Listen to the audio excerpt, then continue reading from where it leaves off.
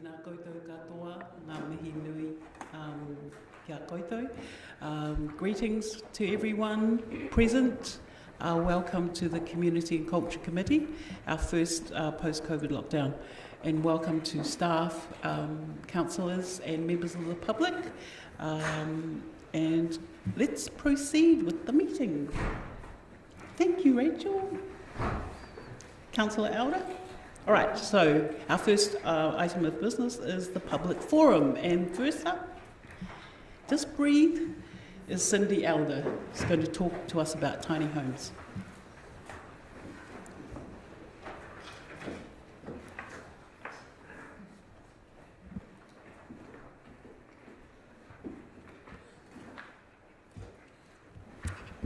First and foremost, I'd like to thank you all for having me today. I'd just like to introduce myself. My name is Cindy Elder.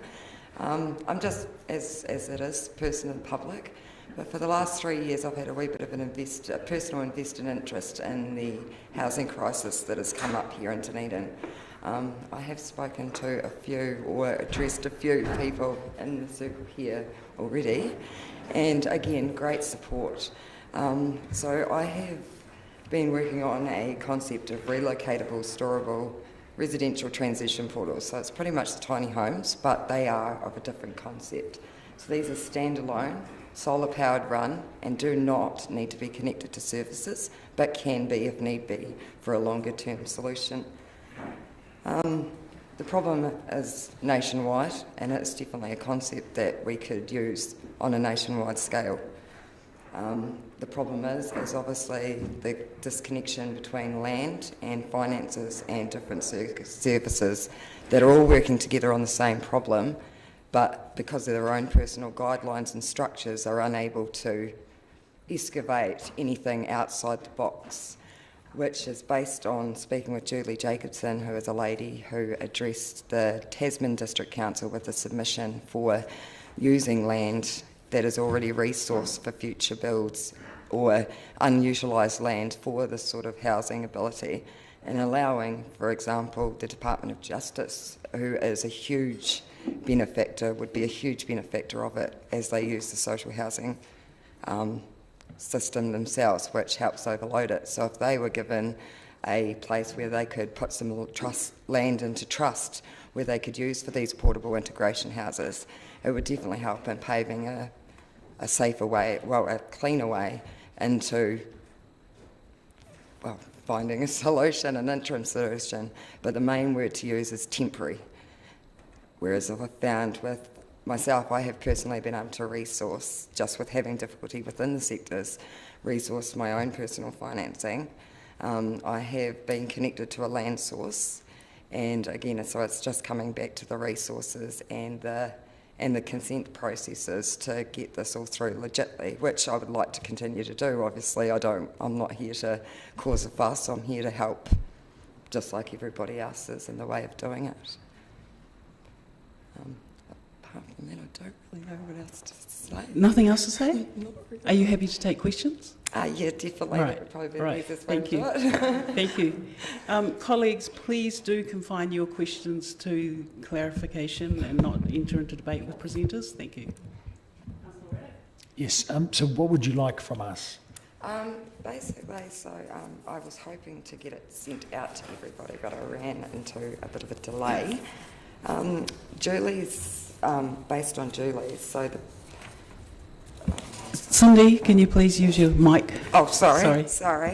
So basically it's opening up not changing the legislation, because obviously the rules and regulations are there, but just allowing some variations or special applications to allow someone like myself and personal enterprises to help integrate with the DCC or whatever government officials that are out there, just giving us more freedom, the ones that are able to make a change, the ones that have those provisions or are able to join up or, commit together.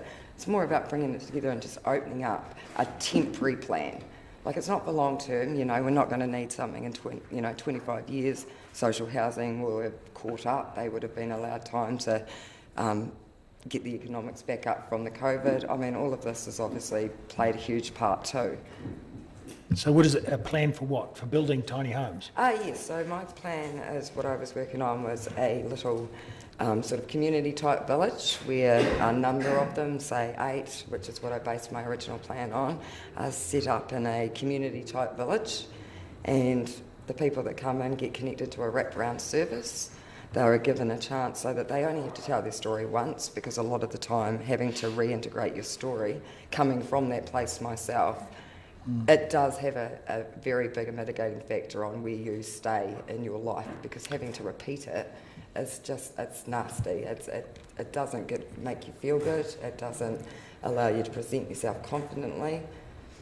So does that mean, I take it then, sounds like you are wanting to create a tiny home community, one or more? Or?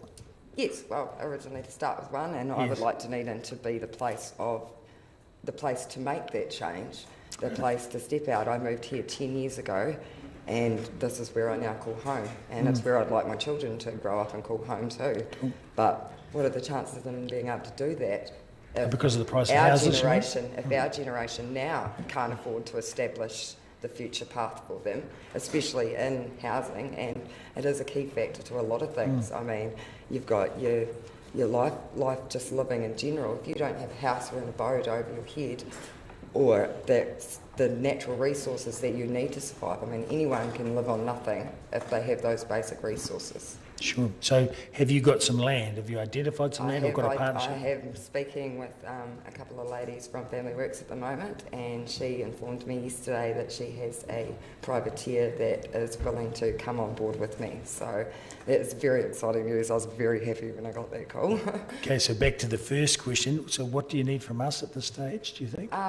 Well, from my side, I'm sort of personally, but I would like it so that people like myself don't have to jump through the hoops and spend 3 years trying to erect something like this. Allowing a special grant or some form of temporary, like we did for the Christchurch earthquakes. They set up, without any hassle, temporary set up abodes for people that didn't have their homes, that were earthquake damaged.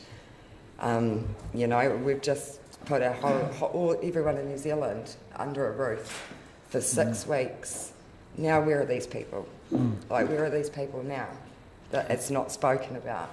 And I just think that it needs to be addressed. It is something that we need to do. Cool. That's great. And you've written up a proposal for us? I have got a proposal, yes. So we could give that to Claire, who'd be able to distribute it? I certainly can. Wonderful.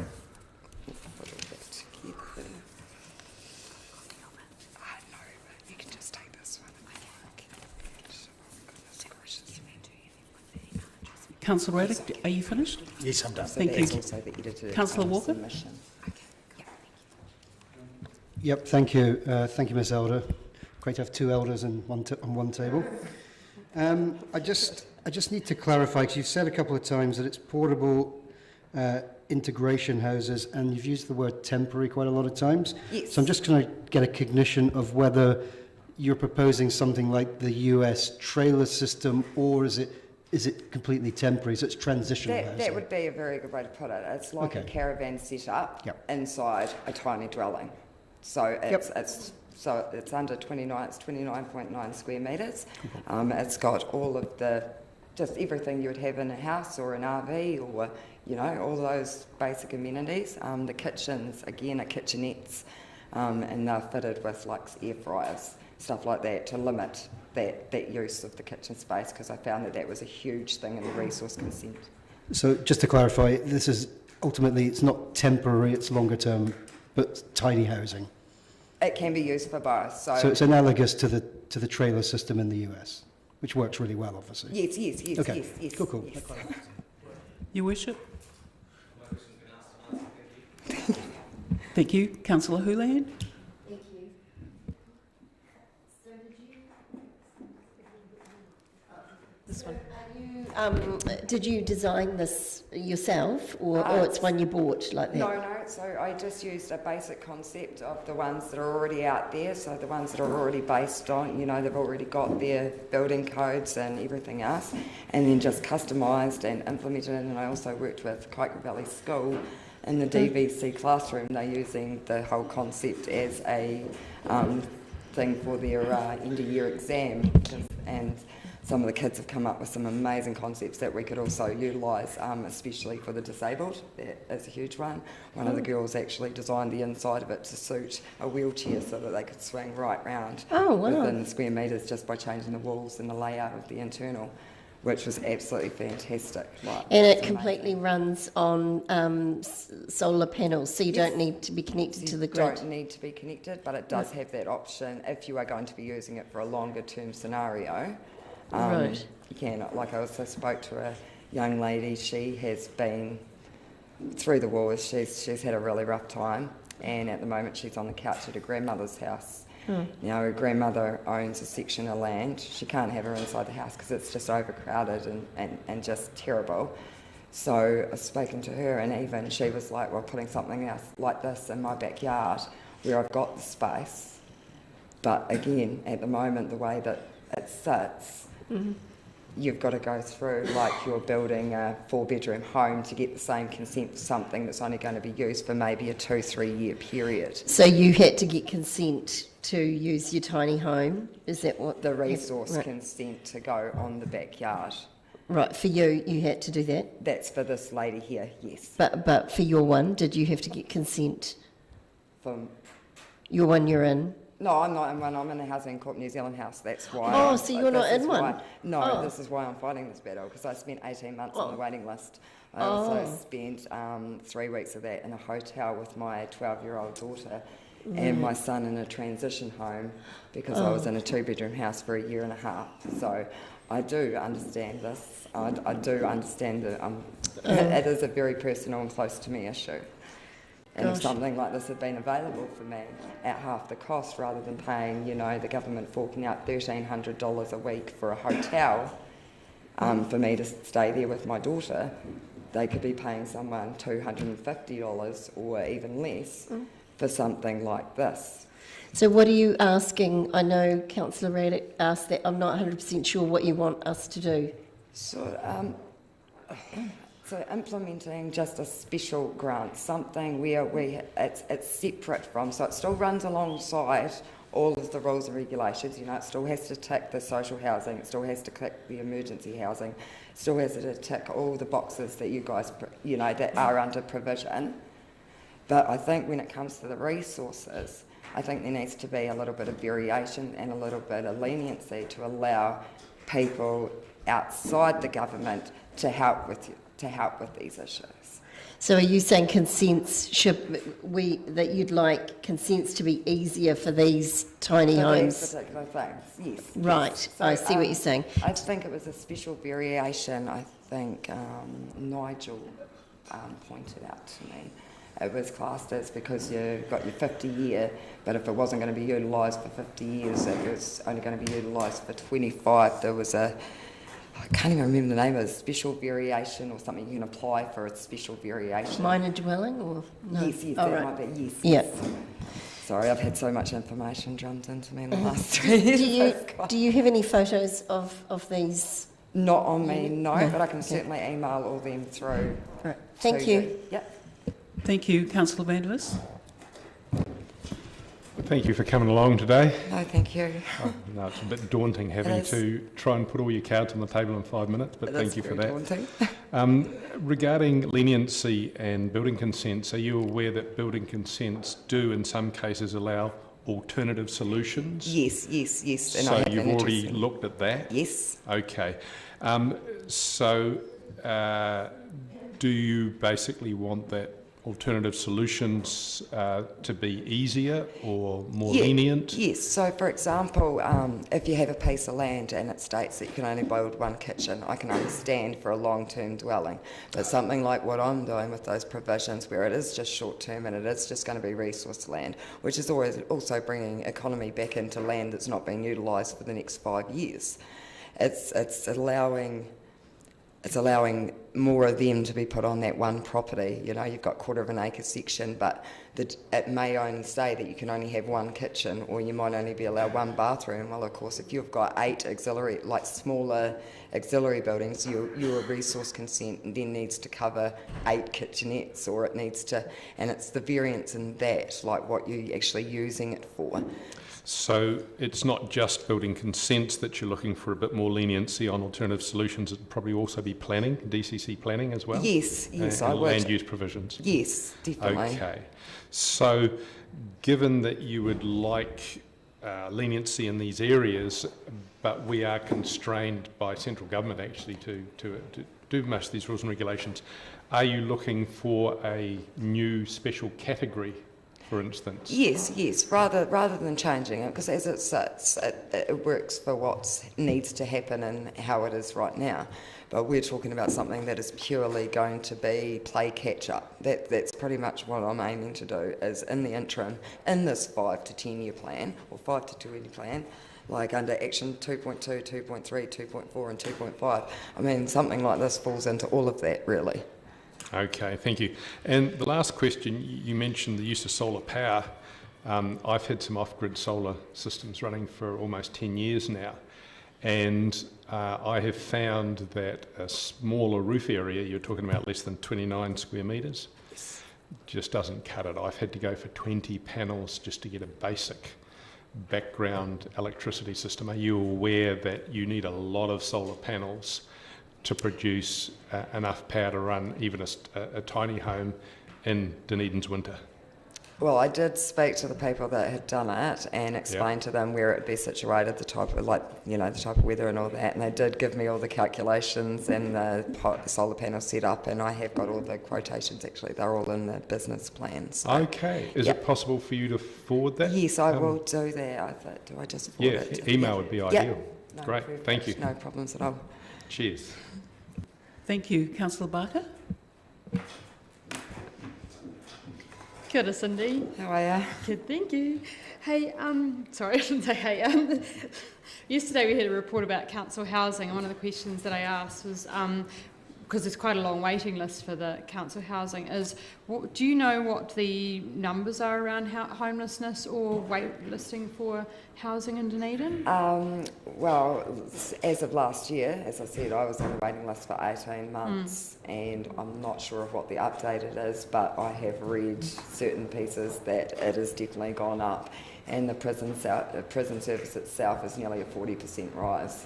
So, I mean, that's definitely something to look at. And as I said, if someone like the prison can then use land into a trust, like putting it into a trust, for example, to use for this particular type of stuff, you're also utilising the prisoners coming out, because if they're building their own house, and they're going to be moving into what they're building their fresh start. It's not just about having to go out and find a house. They're able to participate in building their own future, knowing that when they get out, they're going to have this place to live, and this is what they put this together, they helped make this. So do you have an idea around the cost of building one of these houses? So based on my 8-unit portal, it was the cost of build was just under 300,000, including land. For 8 units? For 8 units. Wow. Thank you. No problems. Thank you. Councillor Elder? Thank you, Chair, and thank you, Christine. Thanks for the presentation, and indeed it is looking at addressing a big need. You've got some interest from Presbyterian support, is Yes. that right? So what interest was that again? They were actually the ones helping me secure the land. So, and I also spoke to them in regards to the CHP, because that is another huge hurdle. Doing something like this, again, you have to, in order to get any form of social funding, which is why I ended up going personally, is because I can get all this up and running, but then I have to go and do a community housing provider, which is another, delay in doing this, which is another 12 months of people going up and not having houses and falling into the circles of just substandard living. I mean, it's just not. It wasn't like this 10 years ago when I moved here and moved here to start up my life. And I'd like to bring a little bit of that tenure back, when you're walking down the street with a smile on your face. So is Presbyterian Support looking at working with corrections on this? I've Is actually that- been personally talking to corrections, so I can't really say that I've got their support as such, Yes. because again they're channeled by their own restrictions. But I have drummed great support, and I've also got PAS here in Dunedin support, and I've also been speaking with Carol Frost, who runs the Dunedin Night Shelter. And due to the fact that these are the people that on a daily are dealing with these people, and these people are not what you'd think they are, like they're not what they're perceived to be. Some of them are very well established people that their life, it's just Fallen happened, apart. and where do they go? What do they do? So the other question I have is, I'm not sure about this, and it probably is a planning thing, is I thought that there were different delegations for houses if they're on wheels, like it for a caravan or something, but that's something I'm not sure of, but I know my sister-in-law has a house on wheels and it has a different delegation, but that might be something. That's in the submission, that's Yes. in Julie's submission, which I will email, so you'll have as well, because her submission it's just very professionally written compared to my wee newbie. Oh no, thanks for presenting, and what a great idea, and getting those people on board supporting and helping you will be great. It really will be. Thank you. Councillor Geary. Oh, just a very quick question. Thank you for your presentation, Ms. Elder.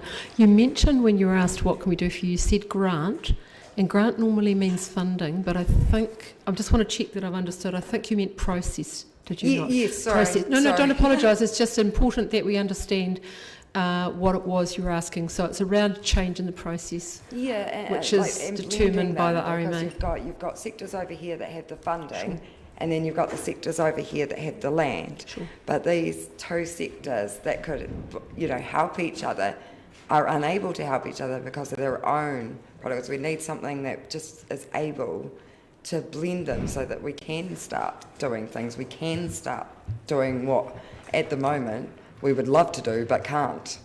Thank you. Councillor O'Malley. Yes. Thank you, Madam Chair. Great presentation, Cindy. It seems to me that you're asking for something even a little bit bigger than just the tiny homes, because you mentioned wraparound support in the prison service and other such things. So are you looking at I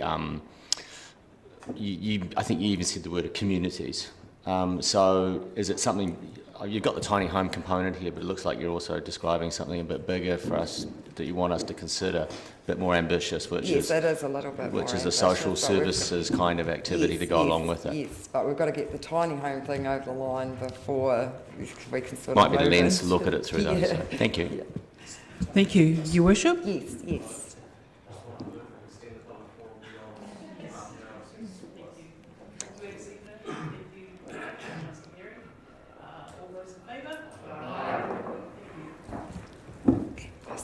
Thank you. Thank you very much. Keep up the good work. And now we have, for our second public forum speaker, Mr. Ron Polinski, wishing to address the meeting concerning the importance of the New Zealand Sports Hall of Fame to Dunedin.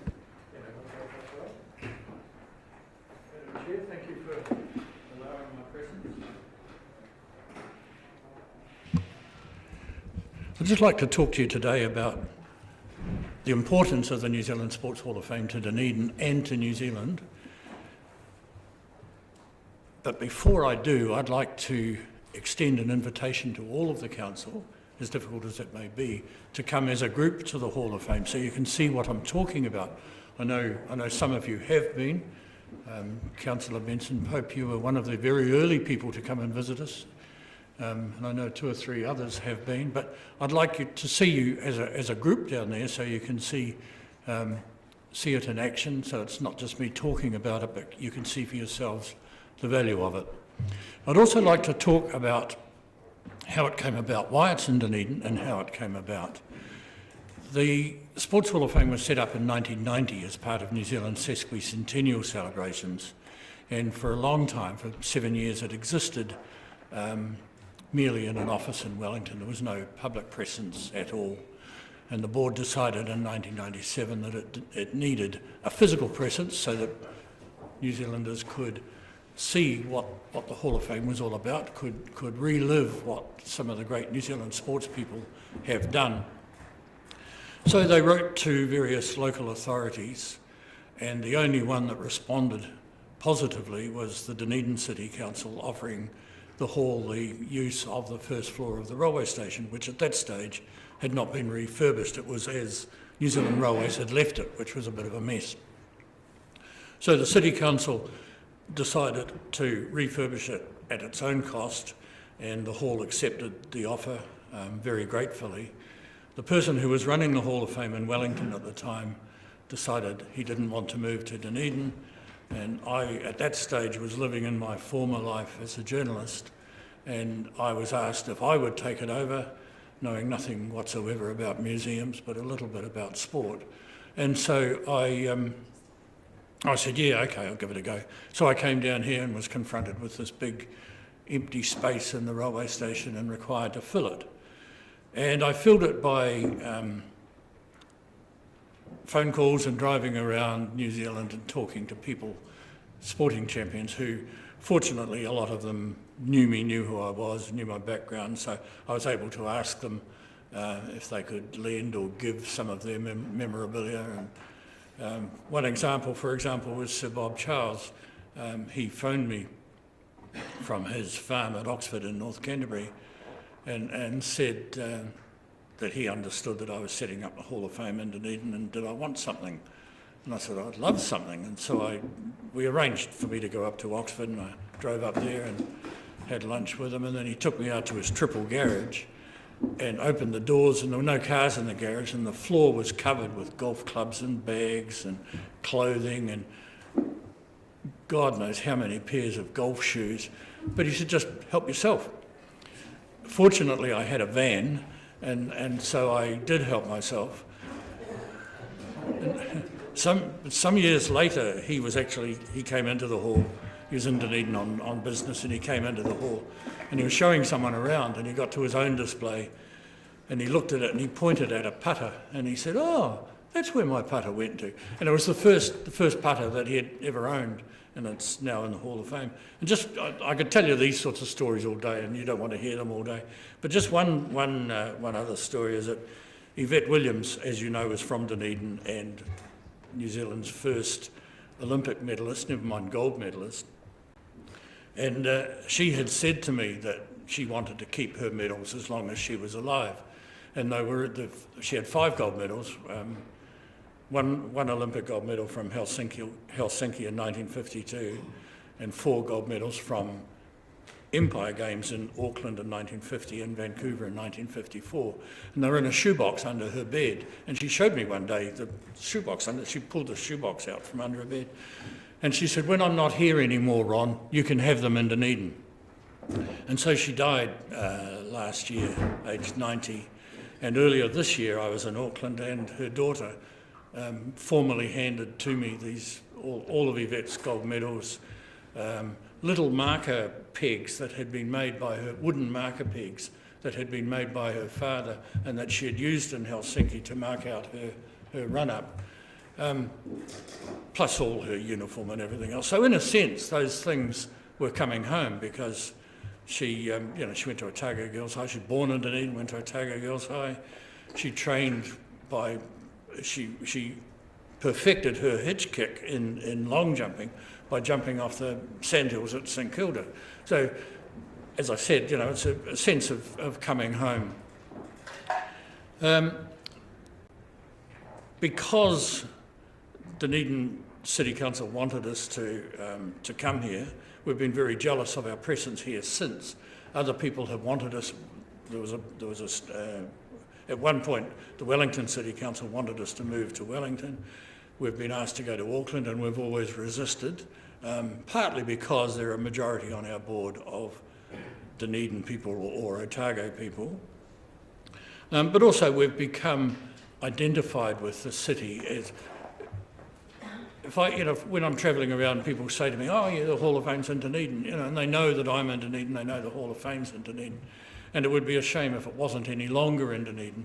But it's become, to me anyway, it's become part of the tourism fabric and the cultural fabric of Dunedin, as well as part of the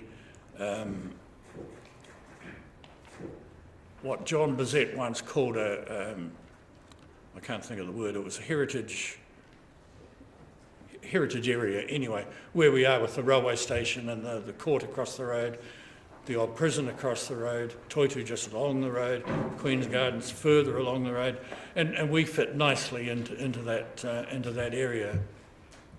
And I certainly wouldn't like to see it end. Just one other thing is that the importance of sport goes way beyond sport as far as I'm concerned. I mean, Councillor Lord knows that I was at his Rotary Club last week talking about the very close and long-standing associations between sport and art, and that's just one factor. In my doctoral thesis, I talked about the importance of, which was about national identity, I talked about the importance of sport to how New Zealanders identify as New Zealanders, and how important, say, Peter Snell winning 3 gold medals is to the psyche of New Zealanders, or Valerie Adams winning, or whoever it may be. And that's, to me, that's extremely important part of what we do. And as you will see, if you can come down and visit us, at the entrance to the hall, the first display is Tom Ellison, who was a rugby player from Otago. But all his rugby was in Wellington, and he was a very, very significant figure in the sense that it was his idea that New Zealand rugby jersey should be black with a silver fern, and all other sports subsequently followed it. And he's at the entrance to the hall on the basis that everything began with Tom Ellison and everything's flowed on since. Thank you. But if you can come down and see it, I can tell you all these stories. All right. Thank you very much for your presentation and time. And we have some questions. Councillor Walker. Yeah, thank you, Mr. Polinski. I'd be happy to propose that we extend the public forum and listen to you all day, actually. It's very interesting. I have been down there quite a number of times, and I do love sport, as evidenced by my support of the best football team on the planet. But when I first went there, I think like a lot of people, I stumbled across it. I went there as a consequence of visiting the railway station. So my question to you is, and I think you may have answered it in your presentation, would you in any way entertain it moving elsewhere? And if not, do you think it could be much better promoted? You mean within Dunedin? Yeah. Oh, absolutely. Yeah. Yes. Not long before lockdown, in fact, or maybe late last year. No, not long before lockdown. I wrote to Sue Bidrose and asked her if the Hall of Fame could have first dibs on the area where Cobb & Co was, if something ever happened to Cobb & Co, and at that stage I didn't know that it was closing down. And the reason I did that was that I feel that where we are, we're a wee bit out of the way, and ground floor foot traffic, to me, is very important, and I thought even with discrete signage downstairs we'd be better off than where we are. But as for moving somewhere else in Dunedin, as long as it's been suggested from time to time, Sir Ian Edgar has come up with a couple of ideas that the board has looked at, but it needs to be foot traffic, and it needs to be in an area where tourists are likely to be. Of course. Thank you. Councillor Barker. Kia ora, Ron. Is there any threat to it staying in Dunedin? You mentioned that other areas are quite interested in having it. Very real threat, because we have very little money. We're run on the smell of an oily rag, and have been for a long time. And if someone comes along and says, come to Christchurch and we can guarantee X amount of dollars, or Wellington or Auckland or Taihape, then I'm sure the board would entertain that idea. So how many, obviously we've had COVID now, so the question that I'm going to ask is an ancient one. How many visitors were you getting, and were they sort of domestic or international visitors? Yeah, good questions. It's about 12 to 15,000 visitors a year, and the cruise ships made a huge difference. And I would guess 40 to 50% would be overseas, not just from cruise ships, but overseas generally, particularly Australians. Australians are very good because we have similar interests. And you're supported by council? Do you get a grant from council? Yeah, one of the reasons I'm seeking your love today is that for the last few years we've had a rent rebate, so we pay rent and then it's rebated, and I'd just like that to continue. That's a big help. Thank you. Thank you, Councillor Wiley. Ron, thank you for your presentation today. What is the future of the Sports Museum in the sense of Dunedin? If you had a crystal ball and you said, in 5 years' time, I want it looking like this, what would that look like? It wouldn't be where it is. It may be on the ground floor of the railway station, but it could be some other building in the city, in the centre of the city. Probably not the stadium. There's a history against sports museums and stadiums. It would be much bigger because we work on an induction process, and so athletes have to be inducted, and as everyone knows, there are increasingly successful New Zealand sports people who can be inducted when they've been retired from elite sport for 5 years. So, you know, we've got Richie McCaw to induct, Dan Carter to induct, Valerie Adams to induct, a whole heap of them, and we're going to run out of room. So we need a bigger area, or the same area, the same square metres, but with a different approach to displays and honouring these people. And I've got some ideas on how that can be done. So essentially, the names you're mentioning there is going to actually generate more interest and go from strength to strength, because as you look along that list of names and potential names over the next 5 to 10 years. Yeah, and that's a good point. And there has been some talk, without our board actually discussing it, that we should drop the 5-year qualification period for marketing purposes, because it would be very good to have, just to use as an example, Richie McCaw and Dan Carter there now rather than having to wait. And it seems to me that if someone of that level, and Valerie Adams is another one, if someone of that level is going to be inducted anyway, we don't really need the 5-year period. So it would be good to have them now for those reasons. And you're obviously including Ben Smith in that discussion? Oh, anyone from Otago, Andrew. On a slightly different note, is there enough synergy with Enterprise Dunedin and the galleries, Toy 2 and that, and just talking about the museums of Dunedin, hence I'm thinking of Dunedin Public Art Galleries, Toy 2, Chinese Garden and Sports Hall of Fame? Well, I think we would fit ideally into that culture hub that the City Council controls. We're outside of it at the moment because we're an independent body, but if we could be part of it, it would add to Dunedin's attractions and certainly sustain the hall long term. Yep, thank you. Thank you, Councillor Lord. Yeah, Madam Chair. Ron, I don't want to ask personal information, or not personal, but private information if it is difficult, but obviously we give you a grant of 40,000 and that goes some way, but you've said that you run on the smell of an oily rag. Like, how many staff do you have down there? Are they volunteers, or like what sort of income do you need to generate to survive? Well, I'll tell you frankly, there's me, my wife and my sister. And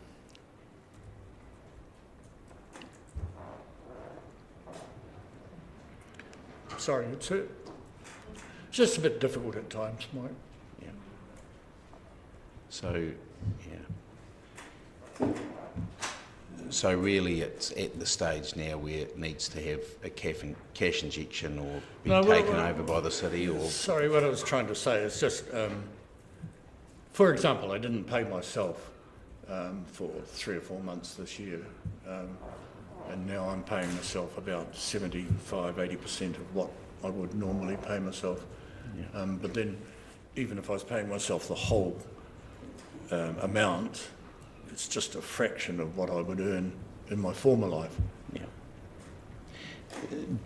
So, thinking about what Andrew's question was about 5 years from now, obviously, is there a need for the city to have a think about whether we take something like this over, or what do you see as a end game or solution?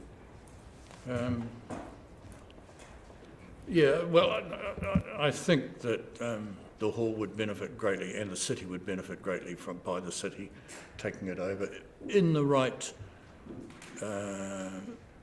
conditions, with the right negotiations and the right agreements between the city and the hall. I mean, the city obviously has Dunedin as its paramount concern. The hall has a national perspective that the city does not, but I'm sure that things could change to allow the hall to have, for example, a subsidiary Otago Hall of Fame within the New Zealand Sports Hall of Fame, and Andrew, you'd get Ben in easily then.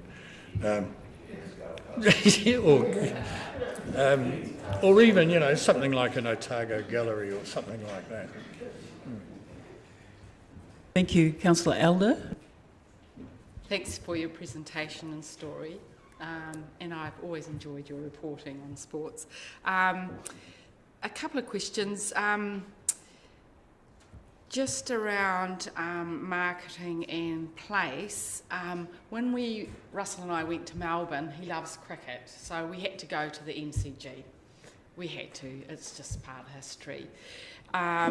These days, the Dunedin Stadium is now one of those places where people have to go if they love rugby or whatever. And so there is kind of a sports precinct that people associate with sport. We've got the lovely cricket ground now with the old stands, etc. Is there any thought around putting it in that context? Because someone on the way to rugby could go there first and then go to rugby, or if the cricket, is rained off for a wee while, they can go and visit it. That kind of natural context for people who love sport. Yeah, I suppose there are two arguments. One is that stadiums generally only attract large numbers of people on event days, not during the week, and they tend not to be tourist attractions, they're sporting attractions. The other is obviously that because it's a stadium mainly for sport, then the sports museum there is an obvious thing to have. Funnily enough, there's a rugby museum at Twickenham, but it's closed on match days. So the days that there are the most people there, and similarly, it used to be the case at the Parc de France in Paris. The day that the most people are there, the museum is closed. And the days that there are least people there, the museums were open. So it would have to be very, very carefully managed. Melbourne, by the way, is an exception because it's so close to the city and so easy to get to. Yes, it's just that we really enjoyed that experience. It was curated by people who did it for free but got free passes to certain games as a payment. And the thought being that people who go to sports events are naturally attracted to those, and could that actually be a good correlation? Yeah, yes, it could be.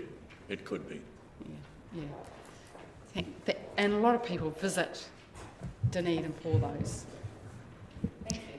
Thank you, Councillor Gary. Thank you, Madam Chair. Thank you for your presentation and for all the work that you do.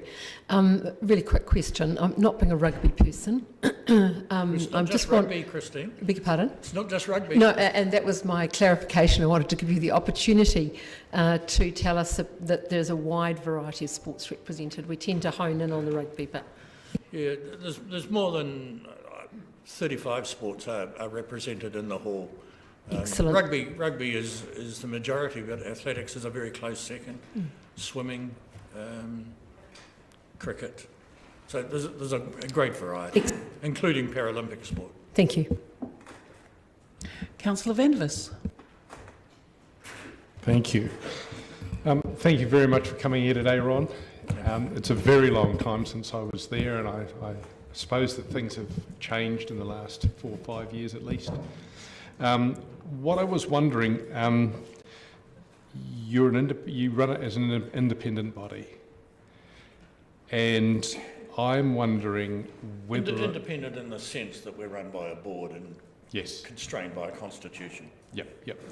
I'm wondering if you couldn't perhaps maintain that independent body, because there are advantages to that, and still get some benefits from being under the umbrella of the DCC museums, and perhaps having being included in the museum's marketing, for instance, perhaps even having...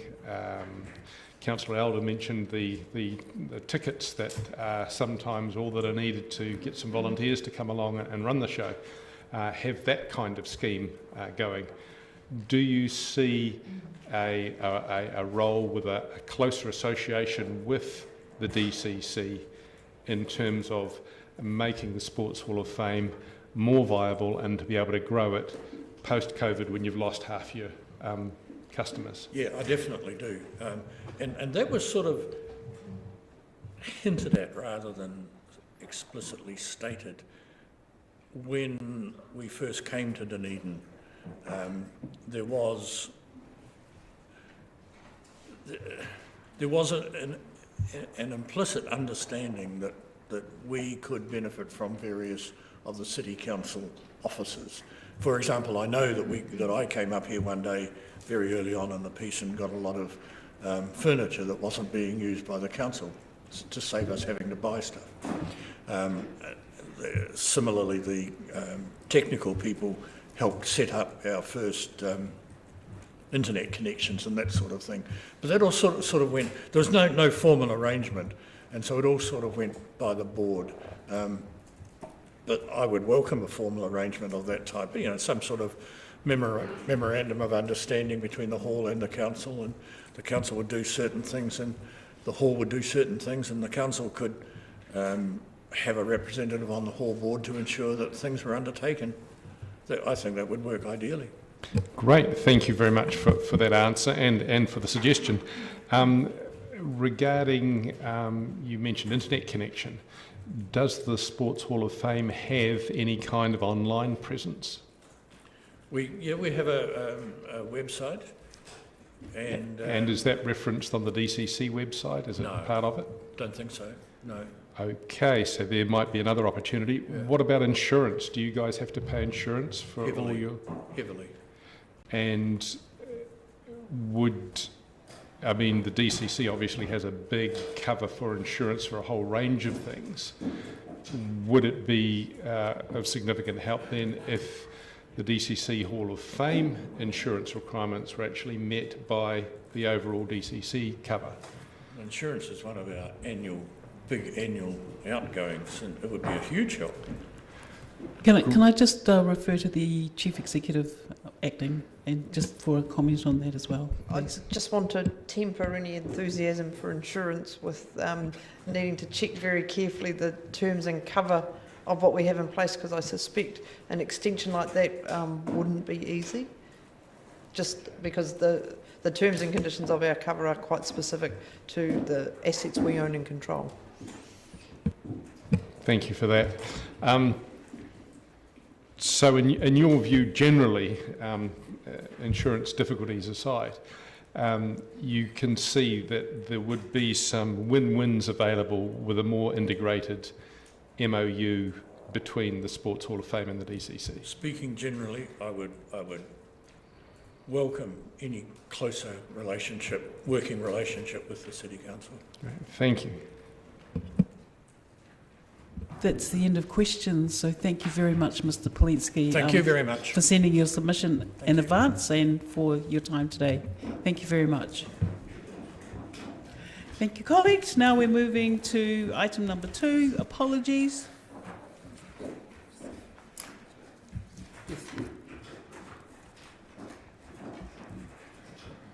Councillor Raddick? Yeah. Okay, so we have apologies for an early departure from Councillor Raddick. I'll move that. And Councillor Hall for lateness. Oh, okay. He was attempting Seriously? to be here. That's what he said. Okay, all right, sorry. All right, thank you. So, those apologies from Councillor Raddick for early departure and Councillor Hall for lateness. I'll move that. Do I have a seconder? Thank you, Councillor Walker. All those in favour? Thank you very much. That's carried.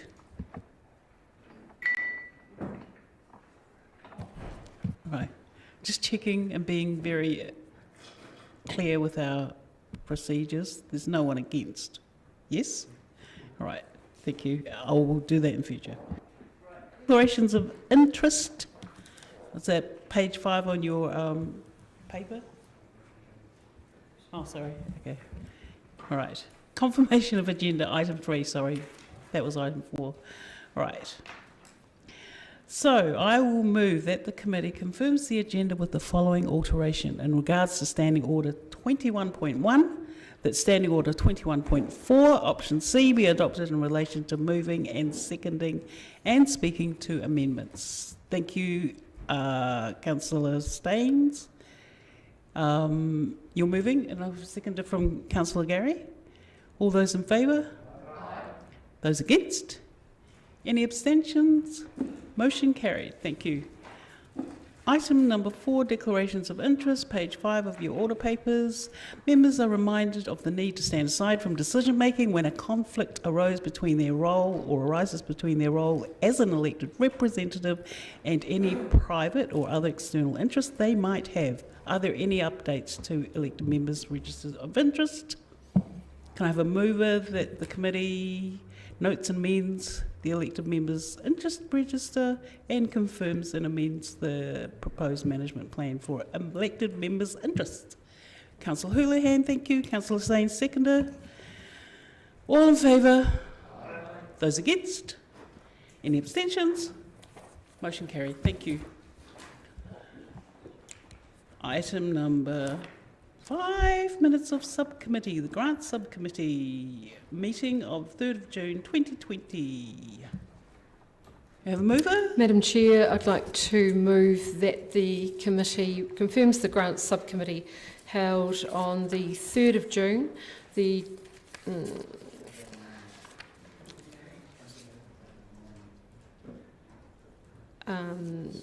Okay. So you're I'm moving? Yes, We have a seconder? I haven't finished yet. 3rd of June, 24th of June, 25th of June. Thank you. I have a seconder, and now we have some discussion. Very small amendment to make to the minutes.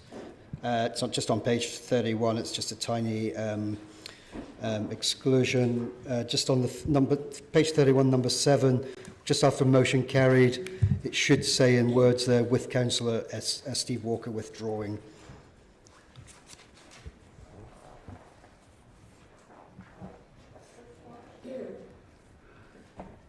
Can you repeat that? Sorry, yep. Councillor. Page 31, page 31, item 7, just where the motion is carried, it should be in writing after that motion, not in mine. No, after the motion carried, it should actually always say in writing. It doesn't every other one, so if you look through the minutes. Yep. So it's the only anomaly on there. Everyone else who withdraws afterwards, it says in writing. It doesn't. Right. That's fine. Here. Yep. So it's my eagle eyes. Sorry about that.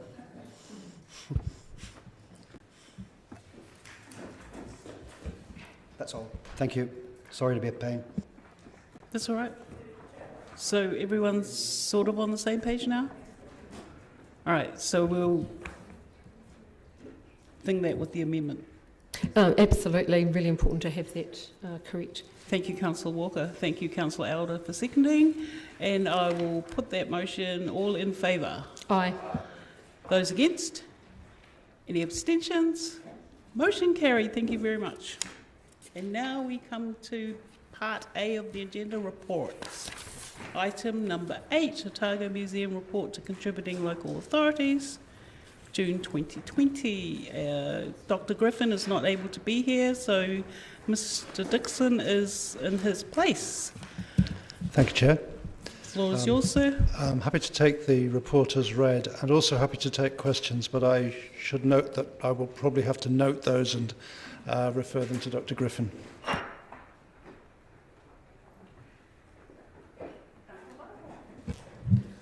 I have a question that I know the answer to, but I just thought that in the report it says they were awaiting the STEP funding. That did come through, didn't it? The Strategic Tourism Assets Protection Program funding. I can't answer that question, but I will certainly pass it on to Dr. The ODT Griffin. say that it did, yeah. And there was, sorry, I can't remember the other one, but thank you. I don't think you'll be able to answer this one, Mr. Dixon, but perhaps could be passed on page 54 under Collections, Research, Education, Design. I note in the final paragraph, the final point, although an earlier request by the author had been declined, on what basis are those requests declined? Page 54, the bottom point. Third line up. Again, I can't answer that. No. There may be a question of tikanga, or I really don't know, but I'll certainly pass it on to Dr. Griffin. Thank you.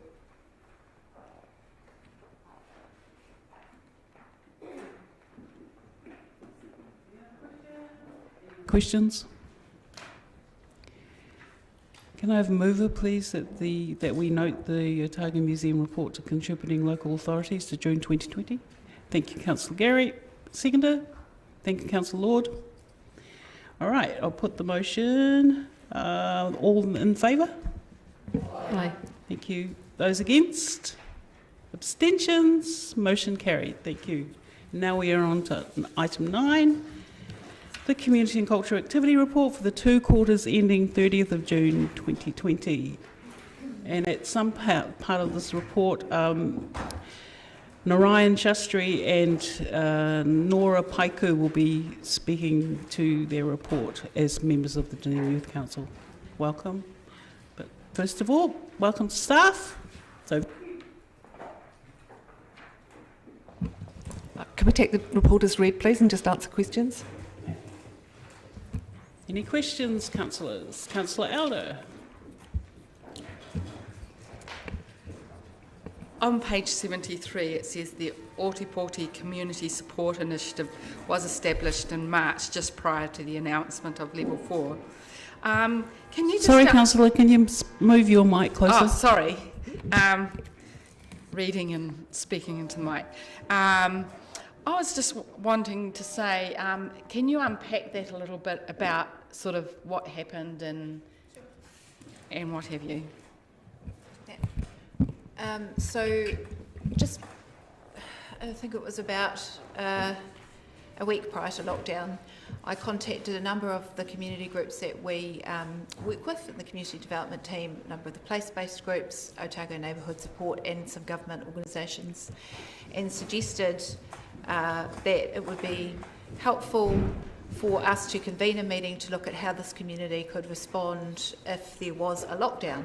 We hadn't had any announcements at that time, so we scheduled a meeting. The meeting was actually scheduled for the Wednesday of lockdown, which we didn't know at the time. So we flicked it into a Zoom meeting and basically started a process with that group of identifying ways that we could stay connected, look after and support communities across the city, and make sure through the lockdown period that there was sufficient information to those groups. So we established a specific Facebook page which only those who registered, so we're part of those community organisations, place-based groups, the government agencies that we're working with could access that information. They could then go and share it with their wider groups, but it also provided them a platform to come and raise questions with all of the parties there if they needed clarification from the government agencies or other groups about information they were receiving.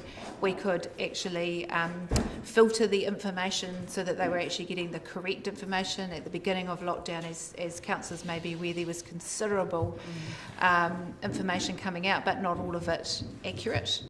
And so through lockdown, we continued to work with those groups. We set up regular Zoom meetings to ascertain from them what was happening in the community, to actually provide information from various groups. So we provided specific information about housing, about civil defence, which we did in conjunction with our other partners. And then we also established two specific groups that we met with out of the main groups and topics that came up.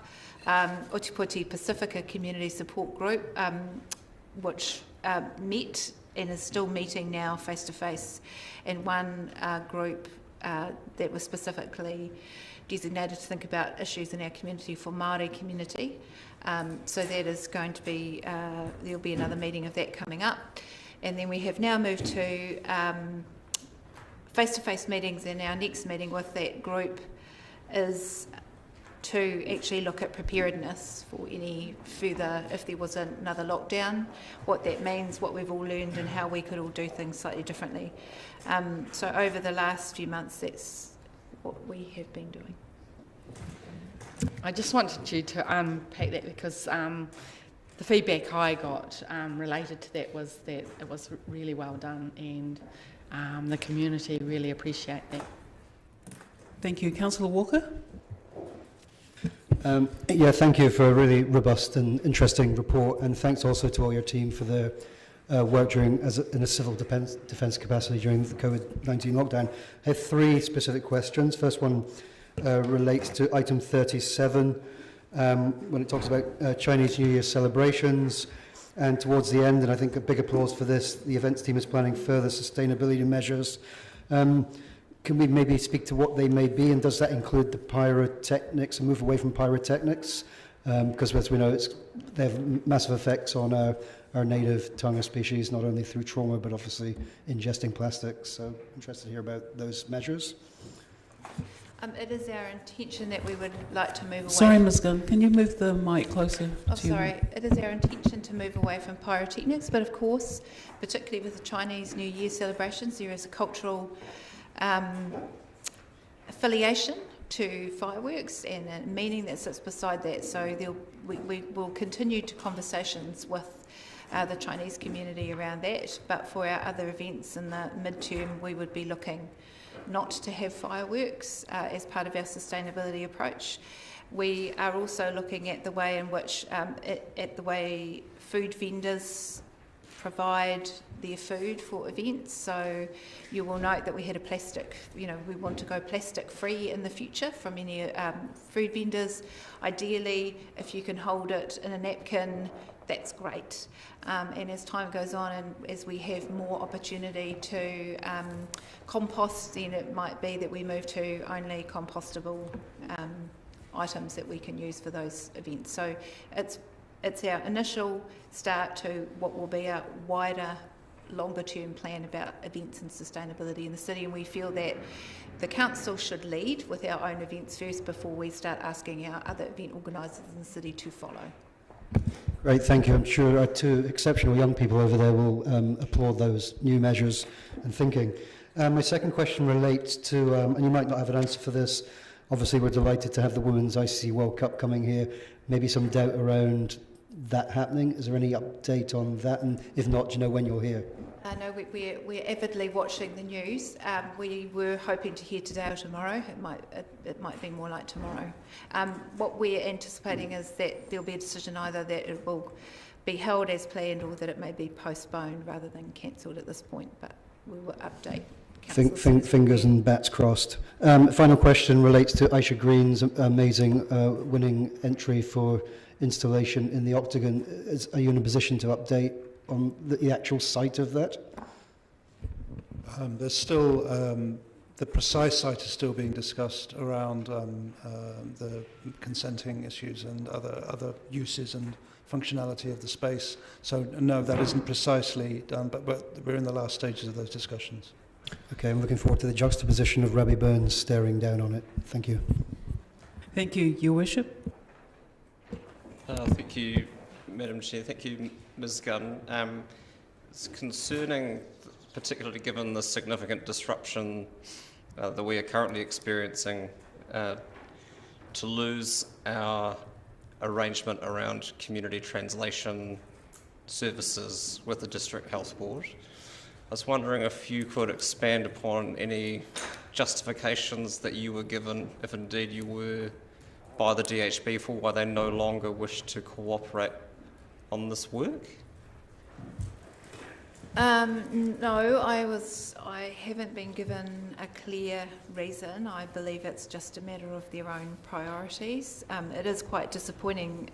You'll note through the report the reference to the use of the translation services, particularly during lockdown, and the way that we utilise those to reach out to the community in a number of languages.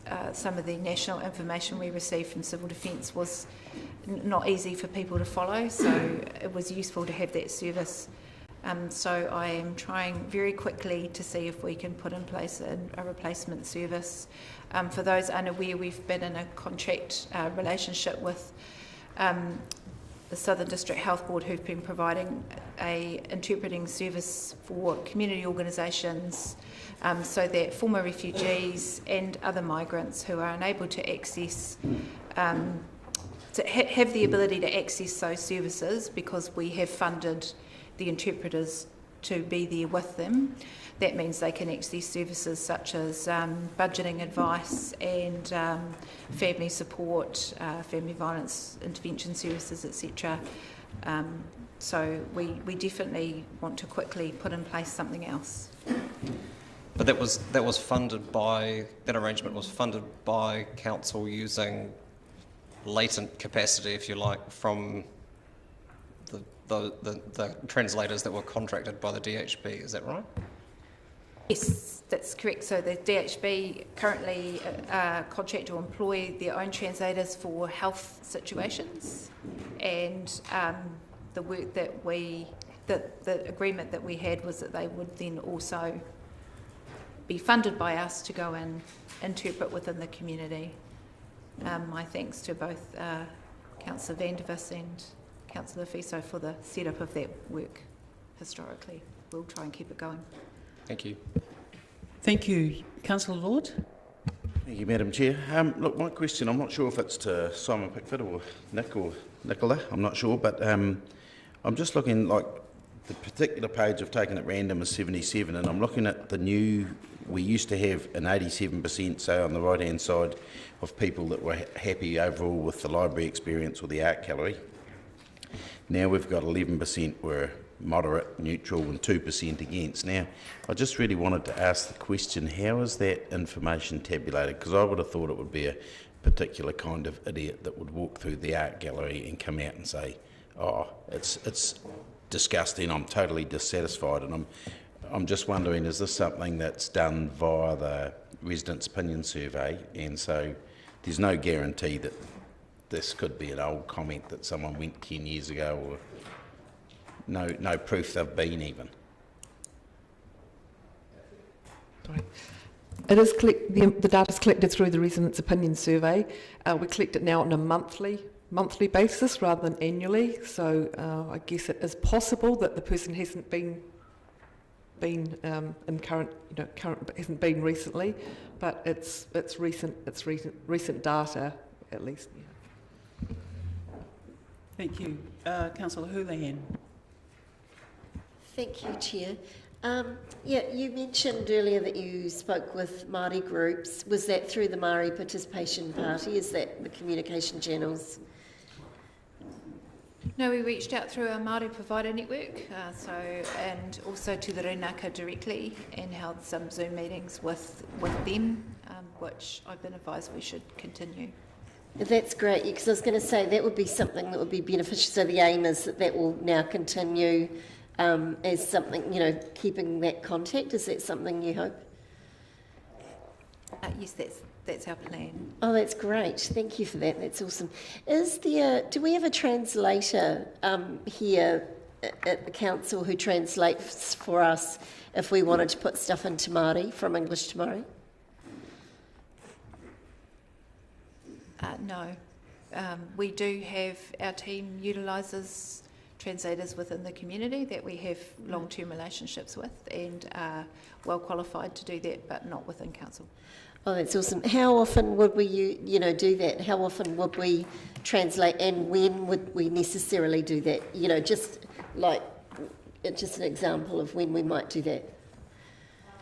So I can't speak for other departments within council. We do it for Puaka Matariki Festival, of course. So the Facebook page for that and the website is in Te Reo. And we also do it for some of our other events, specific information. But Nicola may have a wider view of that from other departments. Do we ever put out... sorry, Nicola, do you want to... I was just going to add that one that we do annually is on the annual plan, the headings and the kind of the framework and some of the introductions to the annual plan are in Te Reo. That's the only one that we do annually that I can recall. Great. Do we ever put any press releases out in English and Te Reo? Not that I'm aware of. No, I'm not aware of that. That would be a question for the comms team, but I don't think that's the case. No. Okay. Thank you. Thank you. Councillor Van Vis. Still on the subject of translation, there's been a rapid growth recently of automatic translation devices and apps. Have you looked at using some of these little handheld devices for basic communication skills? If the videos are anything to go by, they are getting very, very good. We did do some scoping of that. What I would say is where we've used the local translation services has mainly been for the face-to-face, where they might be working with a social worker and the information they need is quite complex and those tools do not work as well in those environments. And plus there's a sort of a view of feeling a bit safer with someone who understands your own language and you can check back in with them to make sure that that everything is clear. So there are certainly cases where the face-to-face, in fact, is the most appropriate form of translation or interpreting. Absolutely, yes, I take that point on board. I was just wondering, do we actually have any of the automatic translation devices, those little handheld things that are getting quite cheap these days for doing more basic stuff? We don't in council, no. Okay. Well, not in my team. All right, thank you.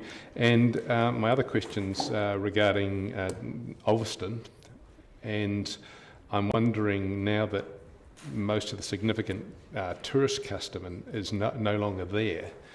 I note that the stadium dropped 50% of its staff.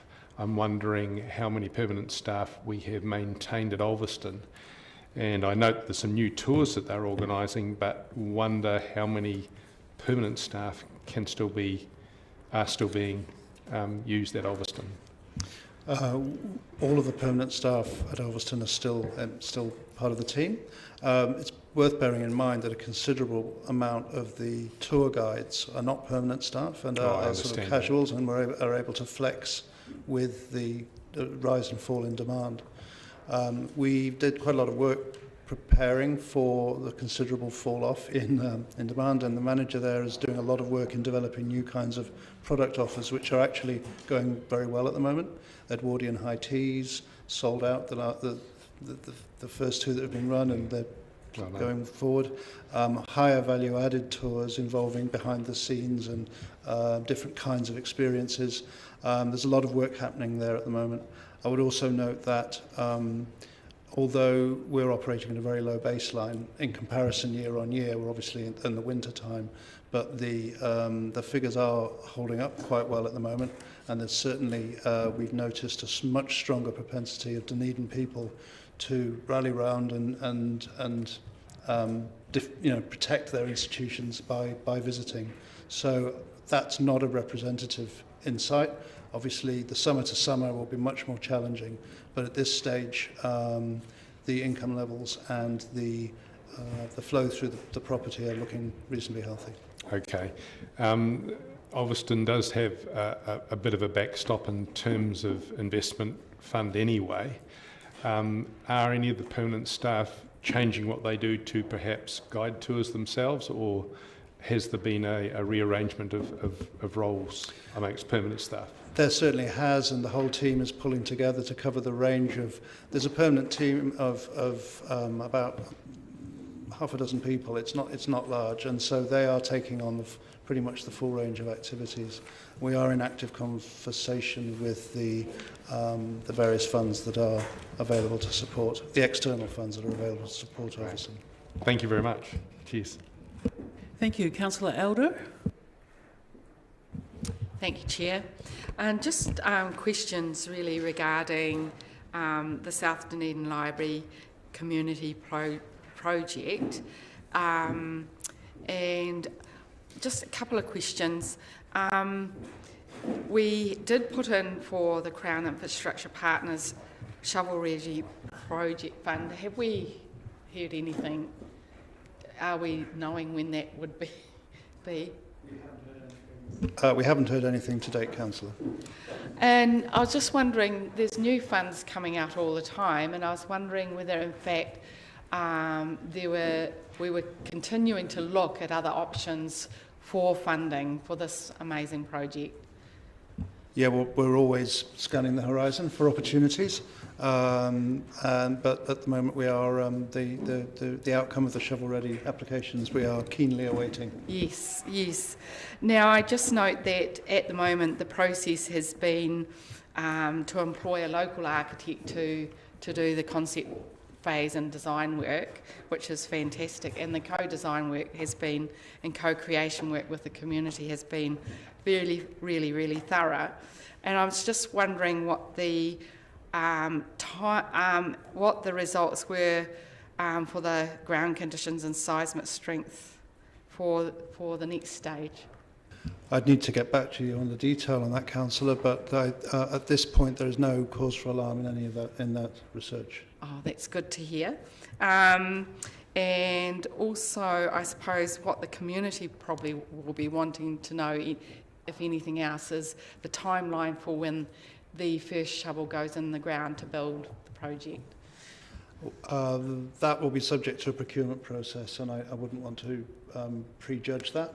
But the project at the moment in its design phase is on track, as previously shared with this committee. Thank you. Thank you. Councillor Barker. Thank you, Chair. I just have a few questions, just following on from Councillor Lord's question about the residents' opinion survey, when there's quite a lot of international and out-of-town visitors coming through the art gallery, etc. I wonder if there's some other way that you can measure their satisfaction. Do you use the TripAdvisor ratings, perhaps? We do use TripAdvisor more for Toitu than for the art gallery. The art gallery does run a survey of its own, and under the new management arrangements down at Toitu, that is being extended to Toitu as well, and that's just starting. So we will be able to provide more insight and more cross-reference to the ROS data. Thank you. My second question is around Toitu and Chinese garden numbers. I just see that there seems to be a bit of a trend that they're falling since 2017. This is page 81. Did they hit a specific high perhaps in 2017, or what do you think is the story? Obviously it's COVID post-March, but there just did seem to be a bit of a fall in them both in Toitu and in the Chinese garden. Do you have any anecdotal evidence or actual evidence around why that might be?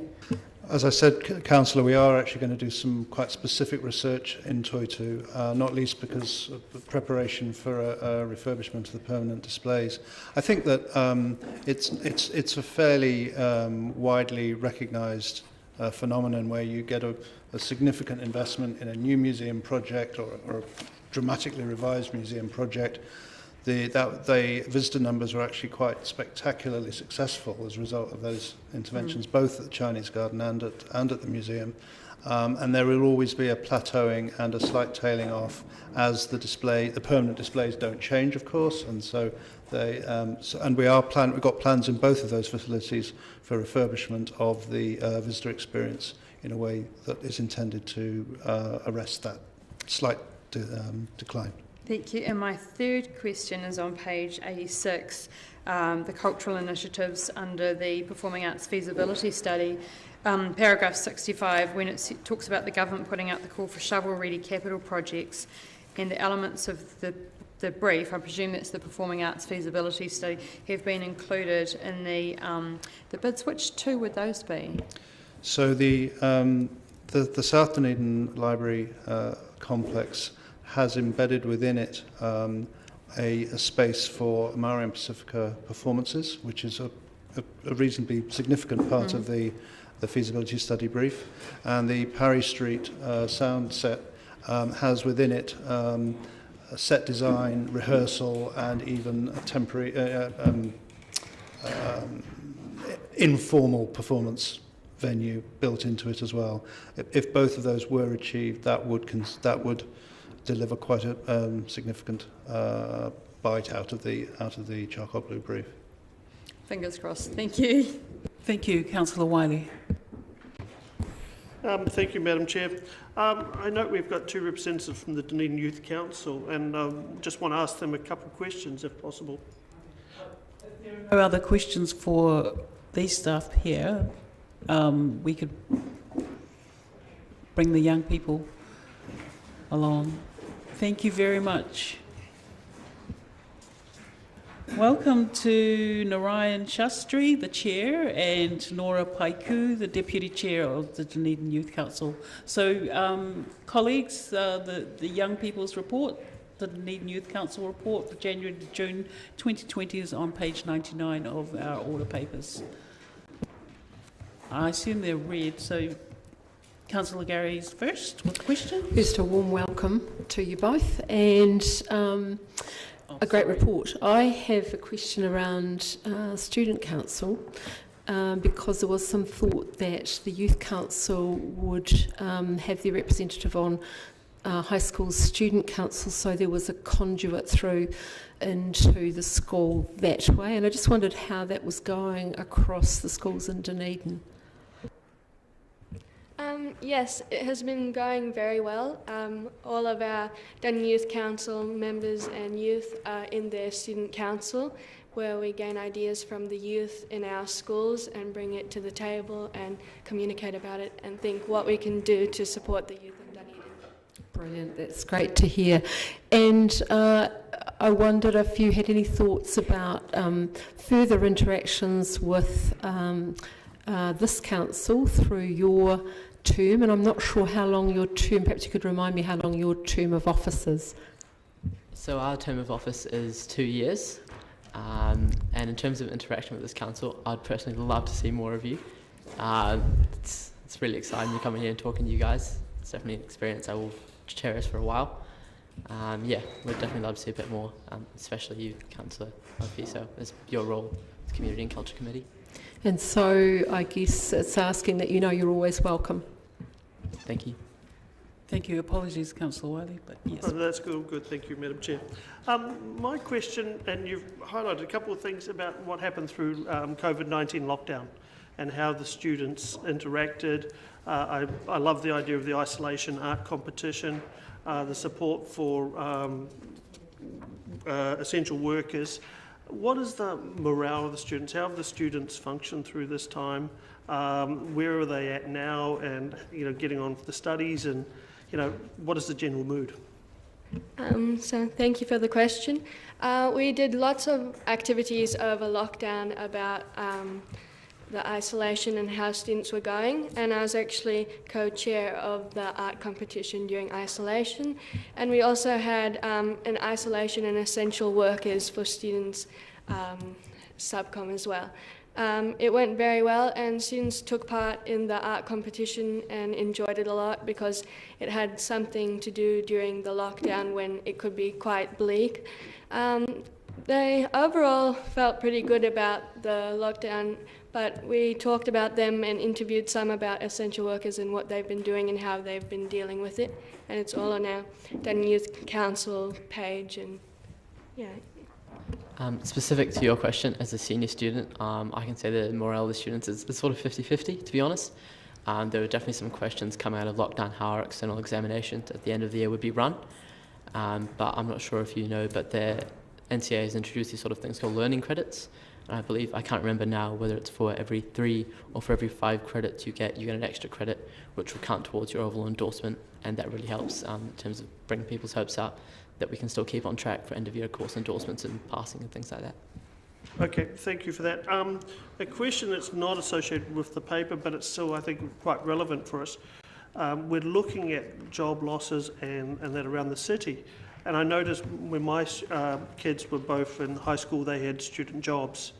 And I'm just wondering if those student jobs are still out there for the students. Are they struggling to find, some extra employment and things like that? Yeah, so we've been talking about that quite a lot. Quite a lot of youth don't have any jobs or are looking for jobs, and we've been thinking about bringing in speakers and talking to them and how we can help youth get jobs and things like that. And we also have like a youth employment people coming in to talk about it with us. But that still is quite a big problem, that youth would like to have work, but there's not as much out there, especially after lockdown when lots of jobs have been stopped. As Nora highlighted, tomorrow actually we've got the YES or YES, Youth Employment Success, coming in to talk to us about youth employment, and we really want to get something done with them in terms of promoting youth jobs and stuff around Dunedin. Thank you so much. Apologies, I didn't actually give you a chance to speak to your report. So I know that there's a few councillors that have questions, but do you want the space and time to actually speak formally to your report? Or are you happy to continue with questions? I'm happy to continue with questions. Thank you. Councillor Walker. Thank you. Much better just dealing in questions. Thanks, Narayan and Laura, and it really is a pleasure to read a report with such hope and foresight, so thank you for that. It's not always the case in here, and as I said to you earlier, I don't know how you carry the weight of so many awards and achievements on your jackets. They're incredible. I enjoyed all of this, but I did have a question around the plastic-free July stuff, and well done for getting on board with that. My question just relates to a question as to whether you've done something or you're planning to do something, and it would be around, as a council, perhaps advocating together to lobby the large corporates and manufacturers of plastics at source, because I certainly see them as a major contributor to the problem, and I think they get away with far too much, and I think it would be useful if an active group like yours was at the forefront of doing that. So any thoughts around that? Yes, thank you. I was chair of the Plastic Free July subcom as well, and we educated youth about the single-use plastics intake that we have in New Zealand and how we can do better. And we also made a challenge, which was easy, medium and hard, which was helping youth to use less single-use plastics, or for the July month period for Plastic-Free July. And some participated and others tried to, by themselves, improve. And so we had some people come in with like how they had biodegradable cutlery and napkins in their family business, and how they use metal straws instead of plastic straws. And Bayfield did like a composting and recycling video for us to see, and we're going to be posting it on our social media. And we also gave prizes out to help them reuse and to improve their lifestyle, like reusable metal straws and some glass bottles that they can reuse, and beeswax wraps, like things that can help them continue their journey, and we educated them on what they could do, and each took turns. Yeah, thanks. Thank you, and thanks for not giving out plastic prizes as some people do. I guess my question was more at hitting up the manufacturers. Any plans to do that? As of the moment, we don't have any plans, but we are still looking for things to fill up the back end of the year, and that's definitely something that's been on my personal radar recently, and I don't see why not. Yeah. Thank you. Councillor Elder. Thank you, Chair. Well, none of us signed up for COVID-19, and none of us signed up for all the sort of stress related to that and responsibility to be leaders. And I just want to congratulate you on all the work you did over COVID-19, reaching out to the students. So there's a couple of questions. We're doing a playground consultation at the moment, and I was just wondering whether you had input into the playground consultation. So, as a youth council, we've sort of had some things a while back. I don't remember, some committee came to talk to us. Sorry, I can't remember the name. But as a side note, in my school at least, we've at least got the notice coming around, like we have like daily notices, and it's come up in there. So it is getting to schools, not necessarily through us, but that's no issue, at least for me, yeah. Yeah, and we look forward to maybe more information that we could put in our notices and things like that. Oh, well, if I was a young person, I would want to input into that. Now, the other thing is, through the COVID-19 period, I was just wondering if you felt that you had learned something that you could tell us. I mean, it's putting you on the spot, but was there something that came out of it for you in the way that you responded or what you noticed? Well, during the period, I quite enjoyed staying with family and being in the environment and nature, and made you appreciate much more your surroundings and conserving our nature and native plants. And I like staying around where I was, but it's in Ravensbourne where we have Signal Hill, and it was very nice just seeing environment and enjoying it, and that made me appreciate it a lot. So I personally live up on the peninsula, and one thing I really enjoy is doing bike rides up and down the hill, down a bit more. I don't know if you've been to the Soldiers Monument up there on the top of the hill. It's really nice. I went there a few times with the walks with the dogs and things. It's definitely something I really enjoy, just getting out and about, which I don't do as much as I should. Yeah. Thank you. Thank you. Councillor O'Malley. Thank you, Madam Chair. Actually, just looking at your Trade Day chocolate, next time you're looking for a chocolate prize, you can hit me up for some Mottro chocolate. I'm sure you'll do quite well there. You have a seat on the Central City Advisory Group, and I'm looking at your events, and I'm wondering if one of the things we're trying to get out of that advisory group is that somebody comes to that meeting and then takes what they have to that meeting back to their members, talks to their members, and then comes back again with feedback. So I'm wondering if in your events in the future, do you think you'd be able to make space for a feedback on the Central City Advisory Group and where it's sitting, and making sure that your voice gets back to those meetings? Absolutely. My plan was to consult with the council first, or the youth council first, as to what they wanted to do with it, and then most likely out of that we would run. Right, because I think we're having a meeting this afternoon, right? Yes. Yeah, 4 o'clock. Cool. I'll see you there. Thanks. Councillor Houlihan. Thank you, Chair. Thank you again for coming. It's great to see you both. You've covered some of them slightly controversial issues on there, but it's really honest and a report that sort of reflects a lot of the current issues that youth are going through. And that was something I wondered. Obviously, COVID is maybe, who knows, maybe 1 in 100 year thing that we're going through. Or who knows, hopefully never again. But what are some of the things you're seeing, from the students, and do you think there's some ongoing issues from that lockdown, or do you think people are bouncing back well? What was some of the feedback both of you got from students at your school or around in your group? I think students quite like getting back to school and being social. They probably would have liked some more support during lockdown. Mentally, maybe some people, like extroverts, would have liked some more talking to people, but also, or introverts preferred it.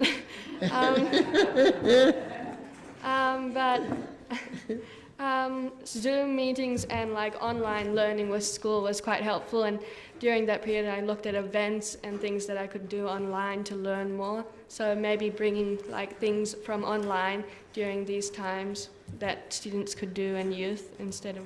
Yes. Yeah. I notice you've covered in here gender identity and negative stereotypes. Is that quite a big issue for youth today? How common is that, for youth?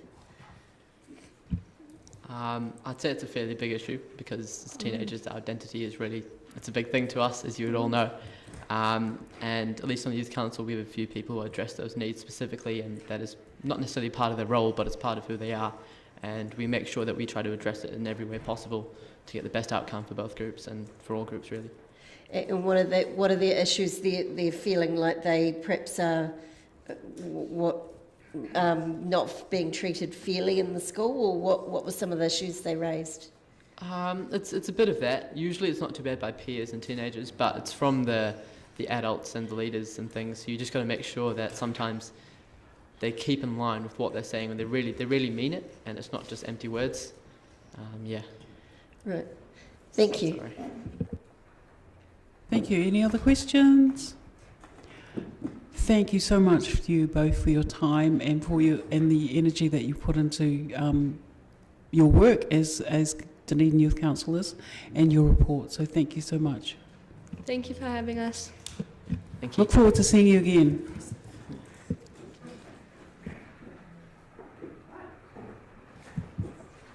So we need, please, do we have anyone willing to move? I'm happy. Okay.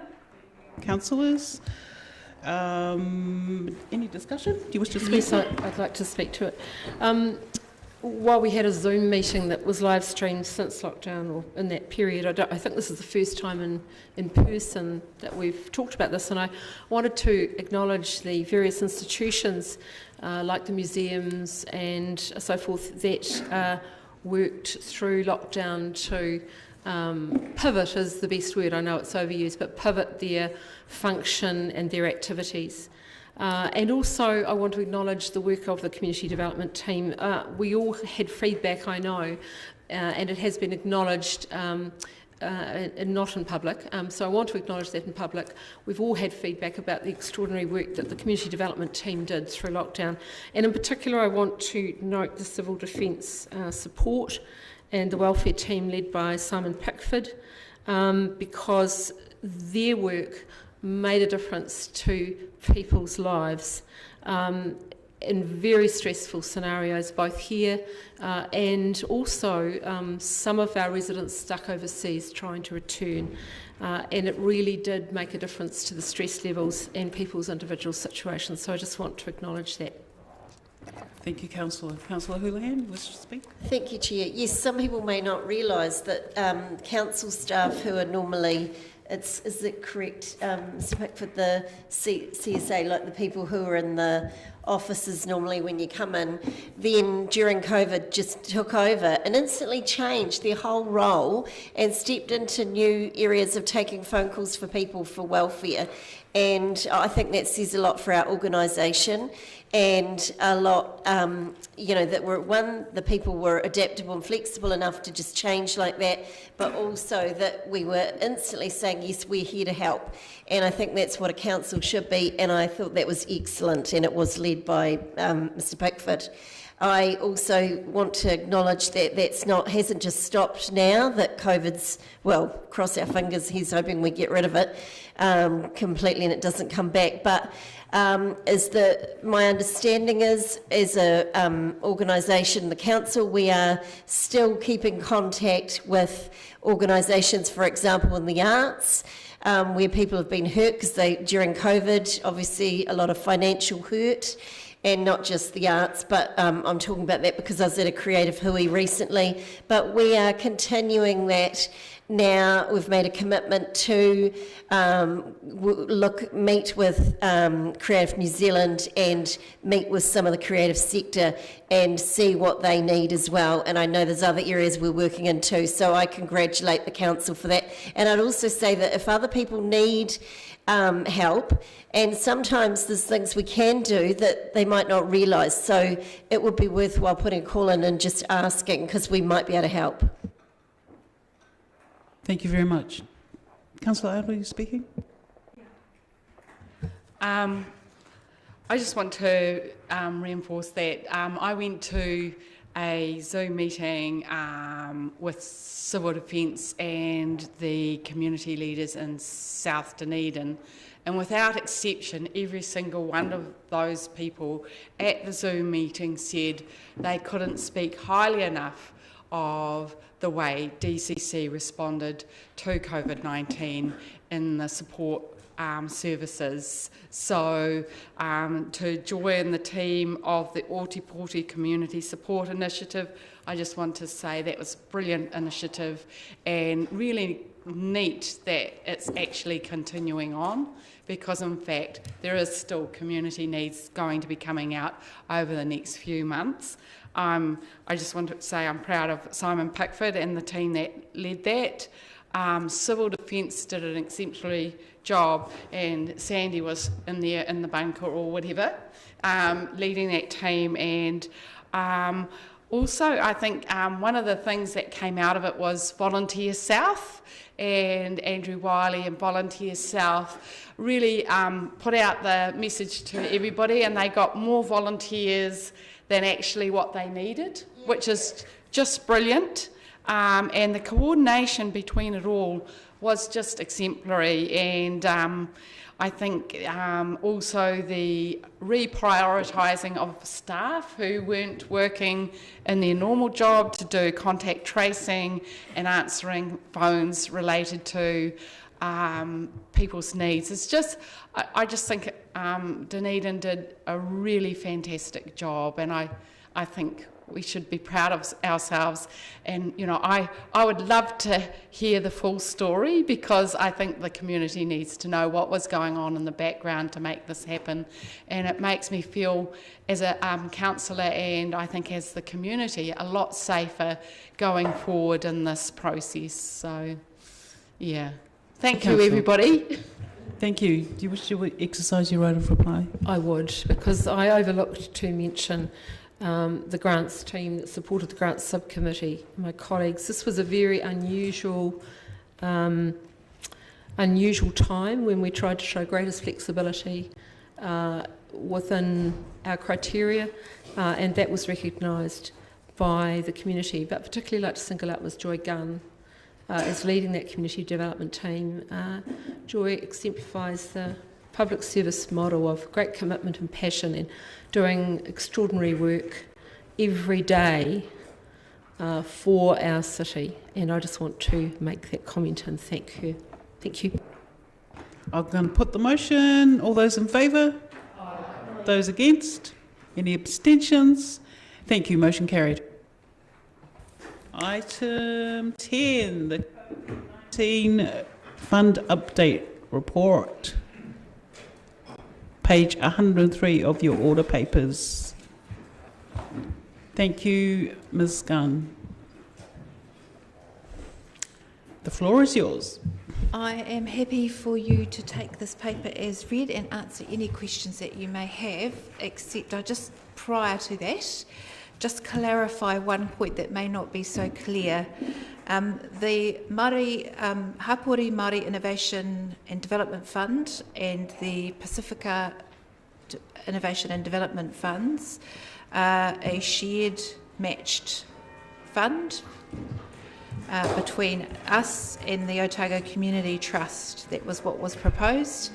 The Otago Community Trust has advised me that the board has approved a matched relationship and to meet our funding.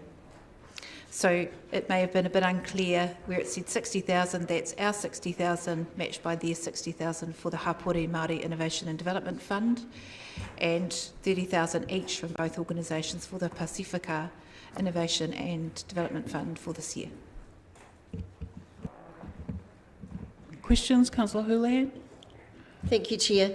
Could someone like Kuma, that's the Māori Business Association, apply for that fund, or does it have to be particularly for someone who is wanting to do something, not saying they're not doing innovative things, but, you know, particularly sort of new and innovative? The criteria outlines that it's for any initiative or group that wants to undertake initiative that's new. So it's not for ongoing work that they're already doing, but if they want to, for instance, as part of an ongoing piece of work, they decide that they want to ramp up a particular part, put in a new initiative on top of something else that would support the well-being of Māori within the community or Pacifica communities, then groups can apply. Thank you. Thank you, Councillor Gary. Thank you, Madam Chair. Ms Gunn, I'm a little confused actually as to which of the two it was about, but at least one of these categories that we decided as a council, and I'm trying to decide whether it was the Consumer Electricity Fund or the Sports Fund, there's since been a government announcement about funds.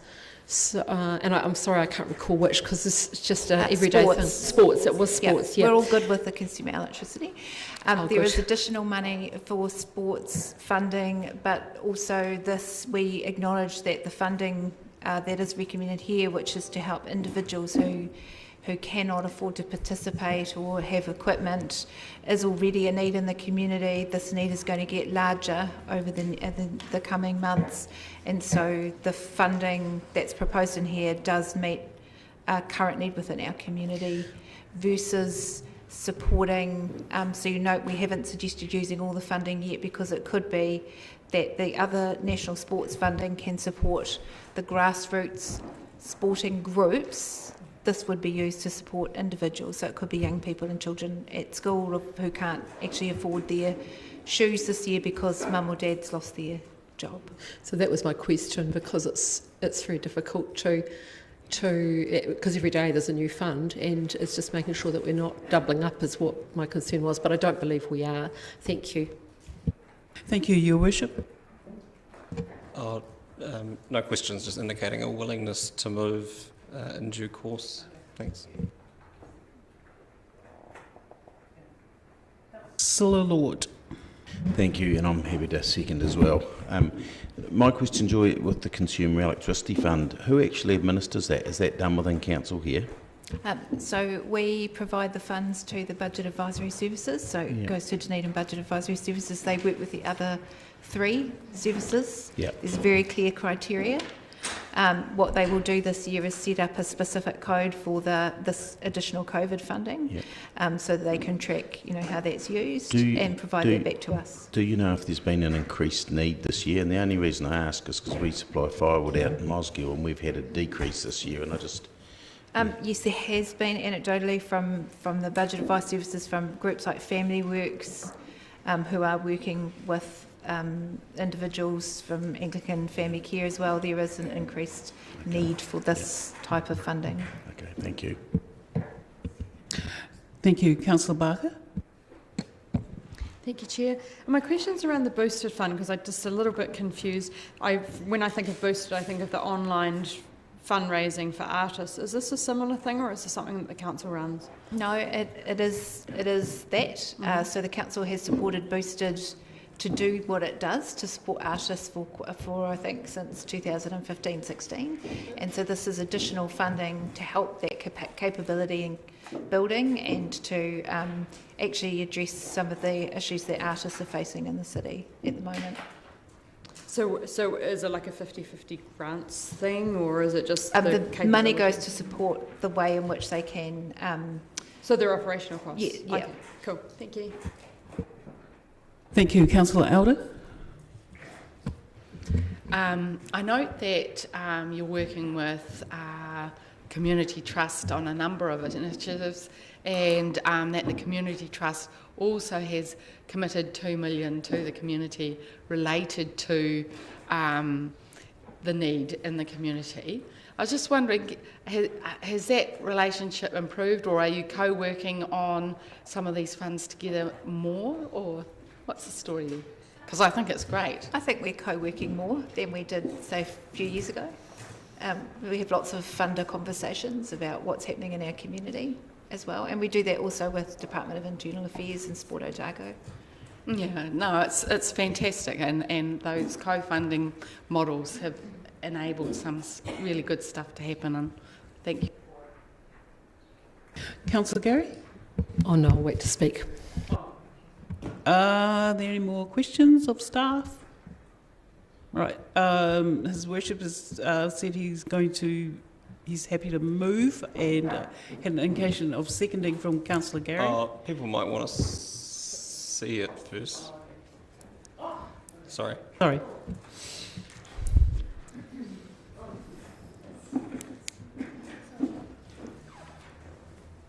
Sorry, I thought you were talking about the older one. as well as, it's as well as that. Yeah, thanks.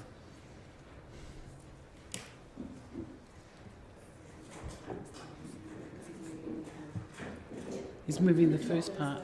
Yeah.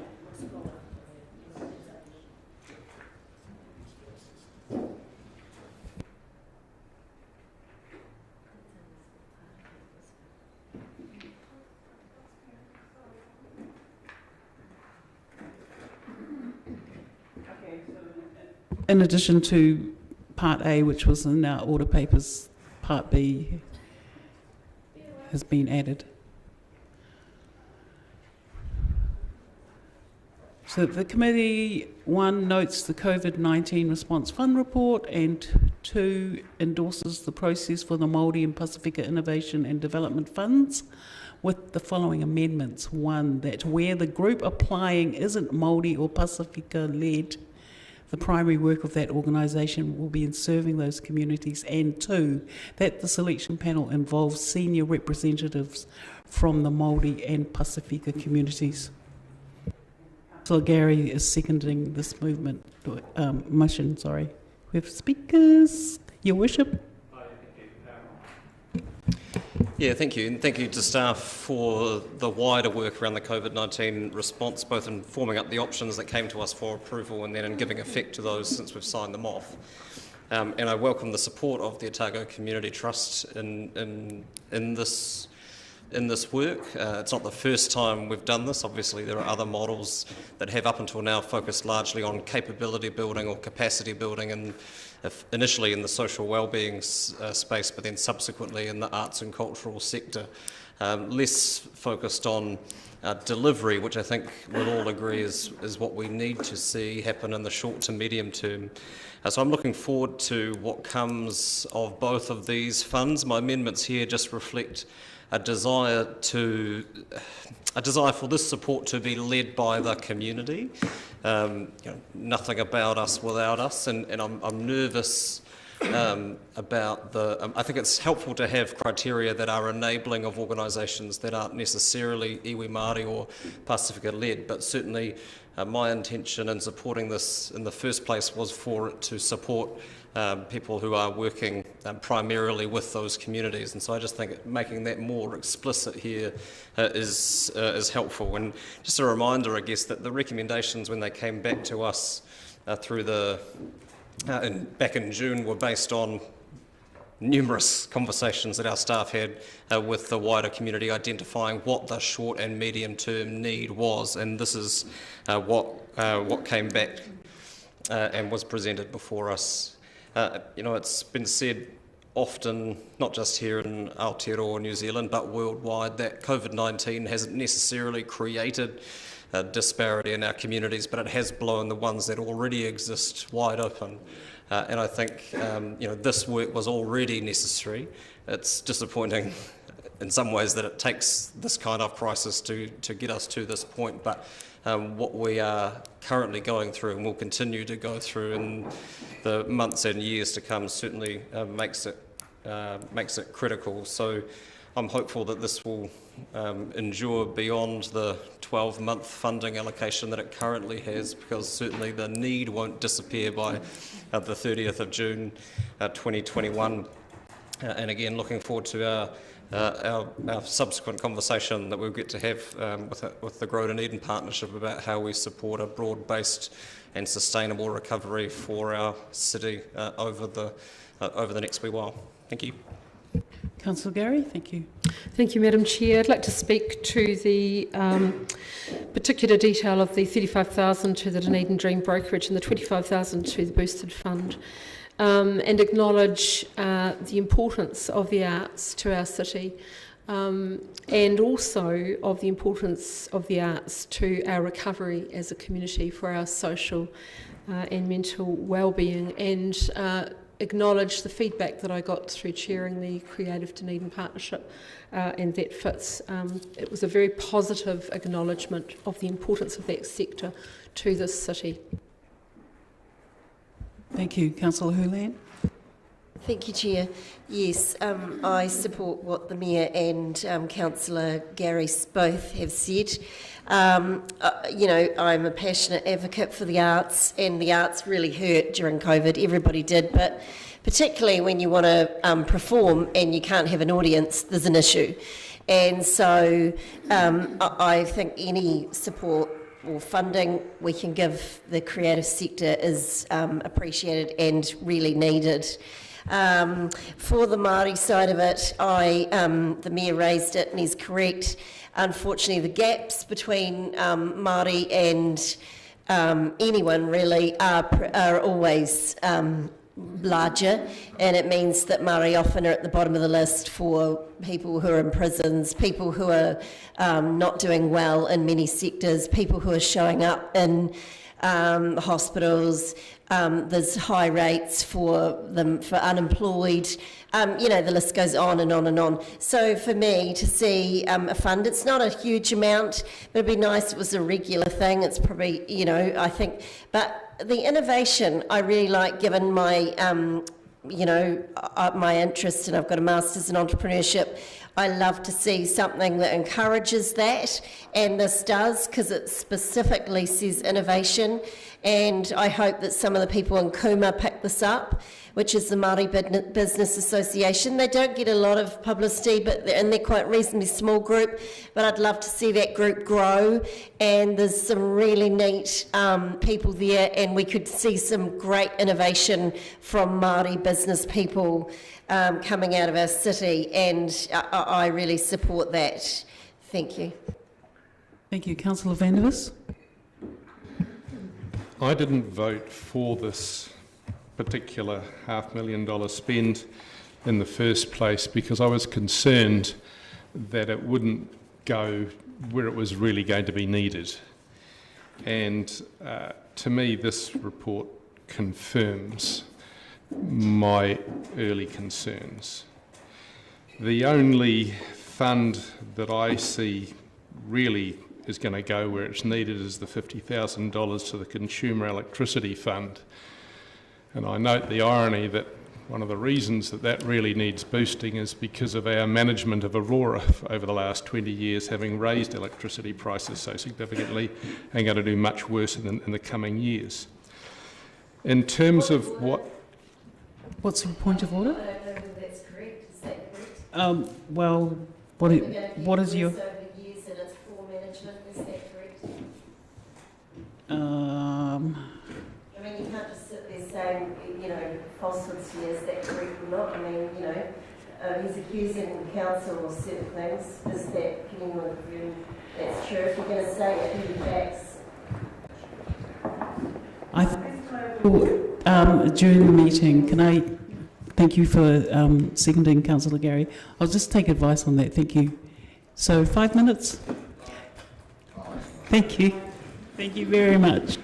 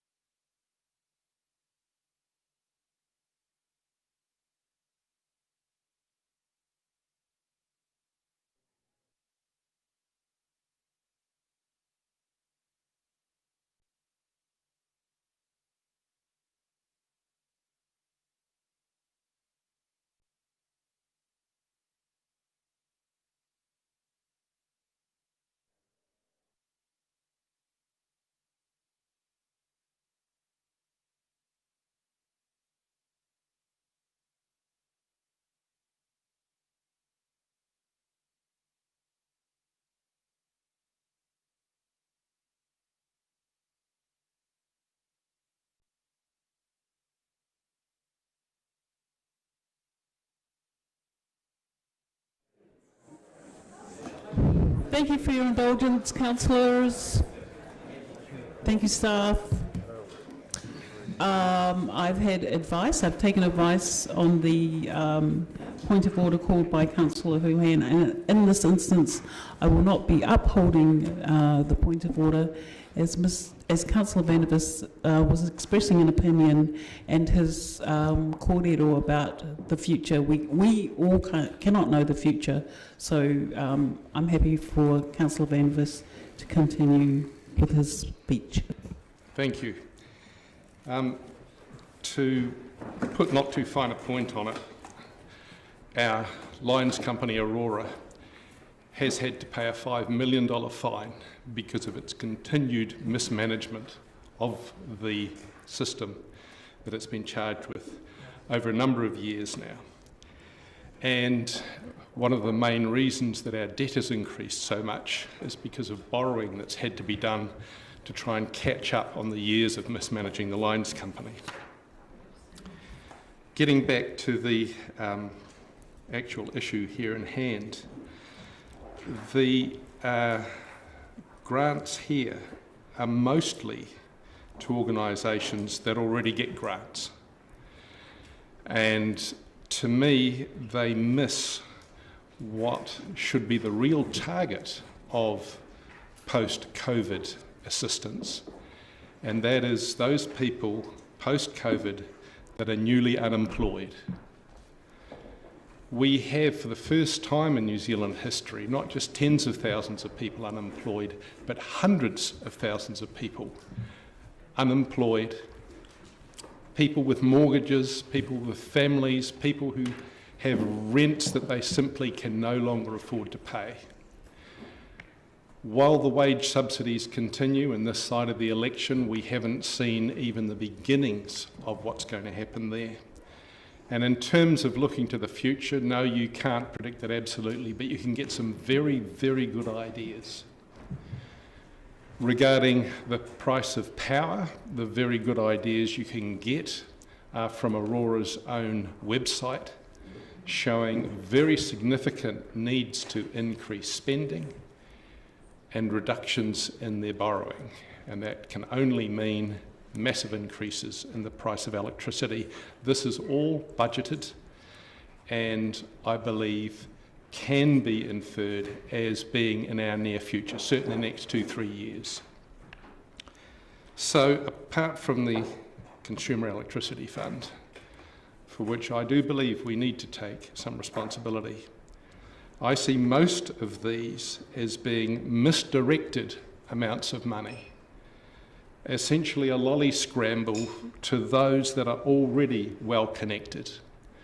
We haven't done the difficult job of actually identifying a way of helping those people newly out of work with mortgages and rents that they simply, through no fault of their own, can no longer pay. People who in many cases don't have the skills or the opportunities for whatever reason to get another job and are going to find themselves simply unable to make ends meet. I'm all for DCC spending in times of trouble, and that's what we're going into. We're going to have it next year in particular.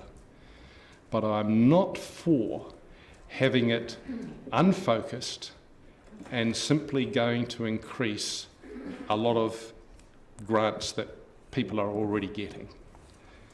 So those are my reasons, some of them at least, for not being able to vote for any of these amendments or motion. Thank you. Thank you. Any other speakers? Your Worship, your right of reply. Yeah, thank you. I disagree with Councillor Vandervis's comments, much like I disagreed with the government's response around COVID-19, that somehow people who lost their job 3 months ago are of greater need than people who lost their job 12 months ago or 18 months ago. I think having a two-tier welfare system is an unfortunate road to go down, and just reflecting on stories only over the last 48 hours, where across university science divisions and CRIs we have fewer than 5% of full-time staff are Māori and Pacifica. Of the 10 Deputy Chief Executives at Oranga Tamariki, 1 out of 10 is Māori, despite the fact that that being the most significant cohort that department work with. These are communities who are more likely, disproportionately more likely, to be living in cold and damp housing and to suffer all of the embarrassing public health statistics that have been alluded to earlier, leading right up to life expectancy. So if this is Councillor van der Vis's definition of well-connected communities, then I would hate to see what those who are vulnerable or impacted looks like. And as I said, and speaking to this, all we have seen locally, nationally and internationally is that the current conditions and the disruption that we are living in are only exacerbating, not just around these sorts of lines, particularly around gender lines, and we see, in an infrastructure-led recovery, these are largely male-dominated industries, for example, and the people who are in the industries being impacted are service industries, which are largely female-dominated, and these are the kinds of conversations that we should be having in a grown-up fashion to try and support equitable outcomes for everyone in our community. And so this is a very small step in that direction, and like I say, I'm looking forward to seeing what comes of this in the next 12 months and the subsequent conversations that we can have with the Community Trust and others around how we might be able to expand upon this further down the line. Thank you. Thank you. I'm going to put it, all those... Division, please. By division? Okay, thank you.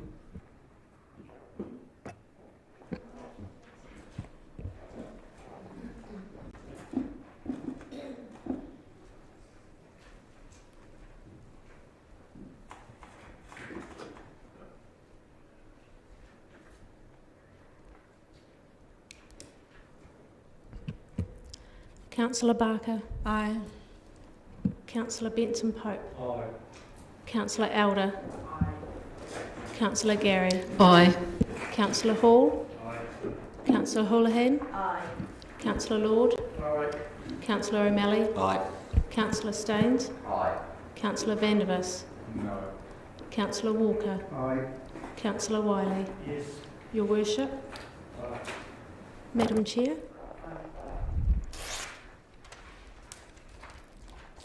Motion carried 13-1. Very much. Okay, thank you. Okay, the item 11, Disabilities Issues Advisory Group, DIAG, the terms of reference, page 114 of our order papers. Thank you, madam. I am happy for you to take this as read and answer any questions. Are there any questions? Councillor O'Malley.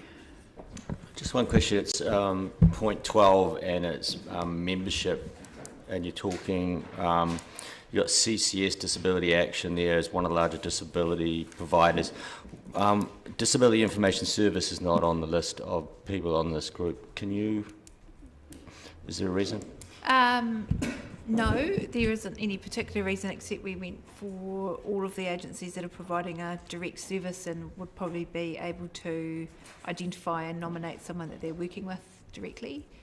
The information service does provide, consumer type customer service, but isn't directly providing a service to disabled people in a way where they might be able to they more closely work with those individuals, and we thought they might be able to have a better chance of nominating someone.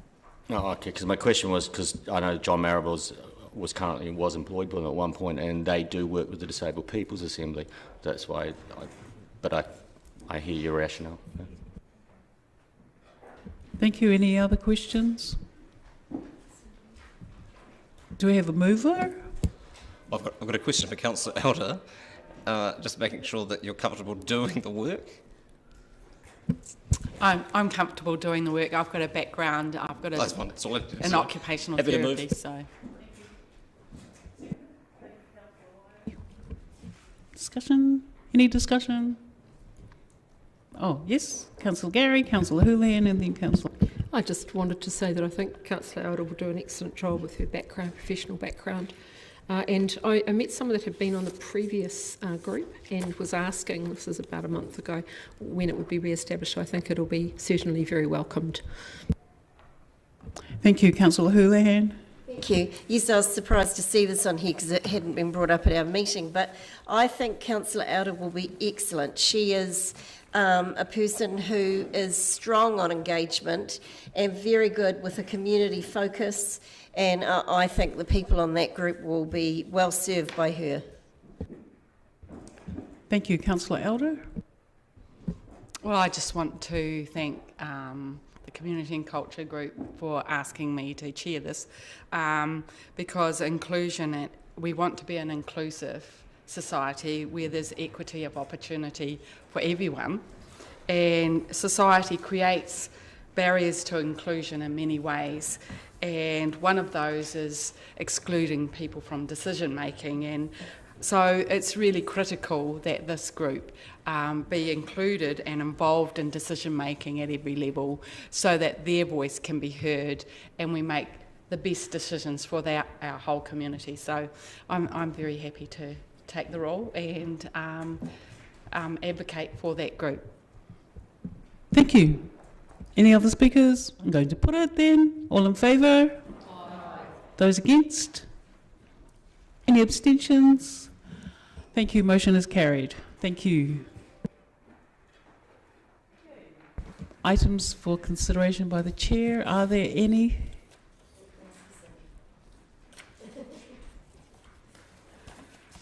All right. So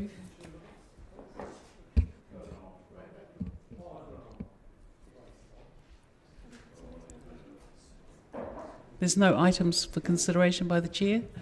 So we need to have a resolution to exclude the public. Is that right? Okay, and that is up on the screen now.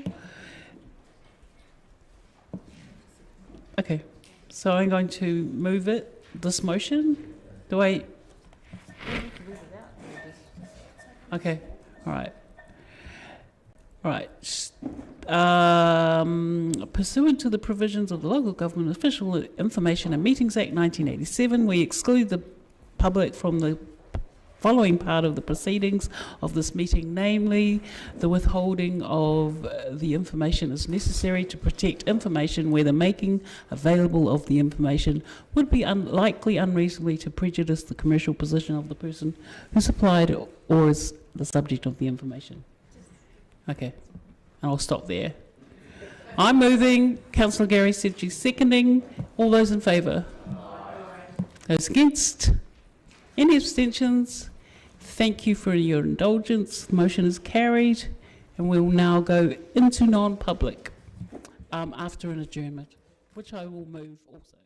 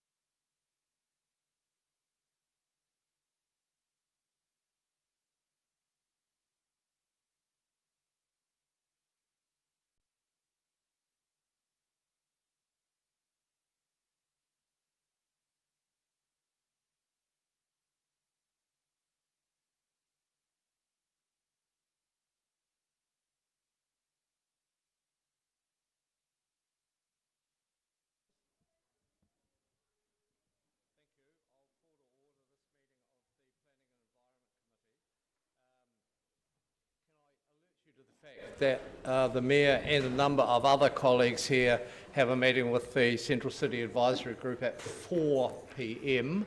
I will attend when this meeting finishes, but they may wish to leave. We'll still be quorate, but I am looking to break all records here and would appreciate every indulgence. Thank you very much. There is no public forum, and there were no apologies when the agenda was issued. Are there any? There appear to be none. He hasn't apologised as far as I'm aware.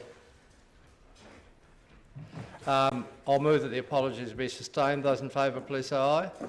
Against, no. That's agreed. A confirmation of the agenda. I'll move that the committee confirms the agenda with the following addition, namely that Standing Order 21.4 Option C be adopted in relation to moving and seconding and speaking to amendments. Can I have a second? Councillor Staines. Those in favour, please say aye. Against, no. That's agreed. And I'll remind members of the need to stand aside in respect of their interests should a conflict arise. And I'll move that the committee notes the amended list, which hasn't flown on yet because these papers were issued before the changes that were made yesterday. Seconded, Councillor Walker. Any discussion? Those in favour, please say aye. Against, no. That's also agreed. That takes us to the Part A report on item 5. Dr. Farmer, Dr. Johnson. The Dunedin Heritage Fund Activity Report 2019-2020. Would you like to make any comment, Anna or Nicola? Only to apologise for Andrea Farmer. Unfortunately, the previous meeting, running late meant she had another commitment, so you have me instead. Understood. Questions, councillors? Happy to move. Councillor Lord? I was just going to say, in the past, when Mr Hazelton was bringing these to us, there was often, rates rebate for 3 years or whatever, but there was talk about the often it enabled buildings to get a much greater valuation and we got the money back in rates. Is that a feature in the thinking of any of this allocation, or is it purely not factoring at all? Well, the council made a decision to put all of the budgets into one budget stream, so we still have some legacy payments under the previous schemes, and currently the Heritage Fund Committee is considering how it needs to review how its allocations work to look at some of the advantages of some of those previous schemes and how they could be replicated. There were some budgeting challenges with some of the rates relief schemes, and they were very difficult to predict what the amount of the grant was going to end up being, because sometimes that rate increase was much higher than possibly anticipated. However, the committee is aware of some of its benefits, and it's considering how it can replicate that. Okay, thank you. Councillor van der Vos. I was just happy to move. I'll second. Any discussion? Do you want to make any comment, Lee? I would make the comment, though, that I think the decision that was alluded to was entirely productive, and the fund continues to serve an extremely useful purpose, and I'm pleased to see this reporting flowing through. I'll put that. Those in favour, please say aye. Against, no. That's agreed. That takes us to item 6. You, Dr. Johnson, you're being joined by Mrs. Stocker. Oh, I'm sorry, I'm one ahead of myself. The activity report for the 2 quarters ending June 2020, item 6. Questions, councillors? Do you want to make any comment, Ms. Pinfold? No, happy to answer questions. Mr. Blair, welcome. Any comment, Adrian? I'd just like to clarify one thing. Yes. On page 23, the last bullet point talks about the third sentence, building consent numbers have returned to pre-lockdown levels. That should actually read building consent numbers for June and subsequently July. Okay, thank you. Councillor Geary. Upon reading page 30, item 30, third line, which says behavioural issues, attacks and aggression, I read further and saw this was about animal services and in particular dogs, and it led me to a question regarding animal welfare during lockdown and were there any issues? Mr. Chair, if I can ask Ms McGill to come and answer that question.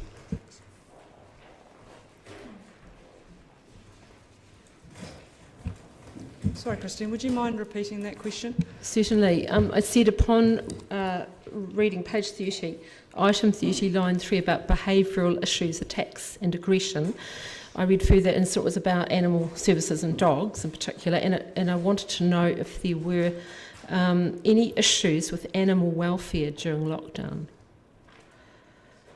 No, not that I recall, but if there is animal welfare issues, they're directed to the SPCA or MPI. So, but you noticed this particular behaviour reduced, which was interesting. Can you tell us anything more about that? The attacks and aggressive, I think that you'd find that it's because most of the dog owners were at home. So the dogs were actually contained, being looked after. better managed. Being looked after. Thank you. Thank you. Councillor Houlihan.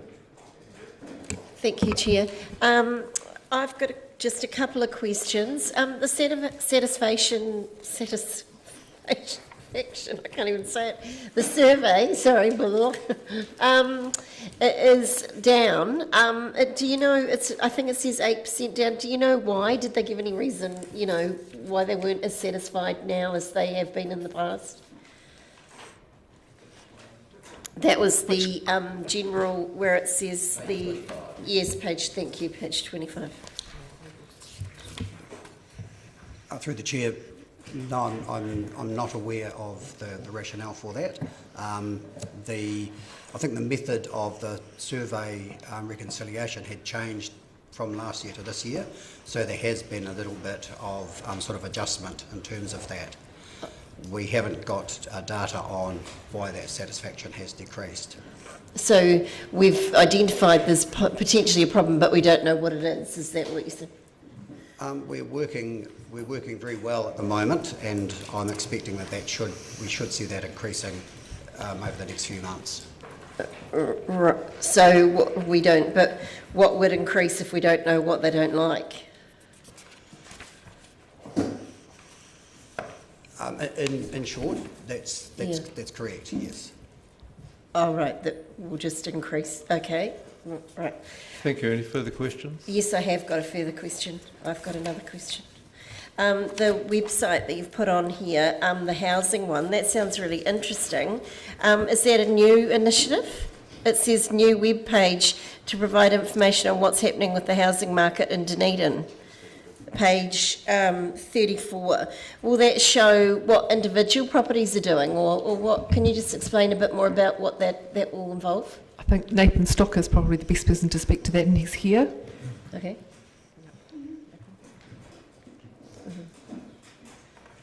Thank you, Mr. Stocker. Thank you. Yes, it's a new initiative. It's data that we've made available before, but not in this format, and it's meant to kind of increase our transparency and share the data a bit more. It doesn't show bill and consents down to a property level. It aggregates it kind of to a suburb level, and then there's some more data across the city.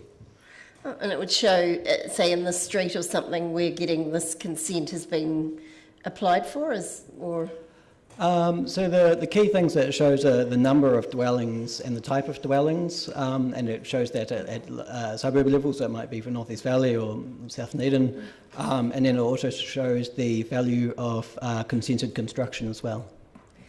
Okay, lovely, thank you. Thank you. Any further questions? Yes, Councillor Elder. Thank you, Chair. Just a comment on 23 and 24 on page 28 and the move towards online. Is there any more work continuing out of this so that more and more work can be online, which then decreases the barriers and maybe speeds up the process? Through the Chair, yes, we are working to increase the amount of consenting that's available online, yes. Thank you. Perhaps it would be useful to let councillors know that the way building consent applications had been, and other resource consent applications, more importantly, had been quite slow anyway. And just as we were about to dive into the uncharted territory of consents by Zoom, we were able to meet again and prioritise those where there was the potential for building activity sooner rather than later, and gave less priority, say, to applications for Airbnb, consents and so on for obvious reasons, and that work is gradually ramping up again. Councillor Walker. Yeah, I'll be very brief, and because Nathan's in the chair, I'll grab you. Nathan, it does feed into the population projections that would feed into the housing demand. Have you any sense at this really early stage what effect the large-scale repatriation of Kiwis coming home is going to have?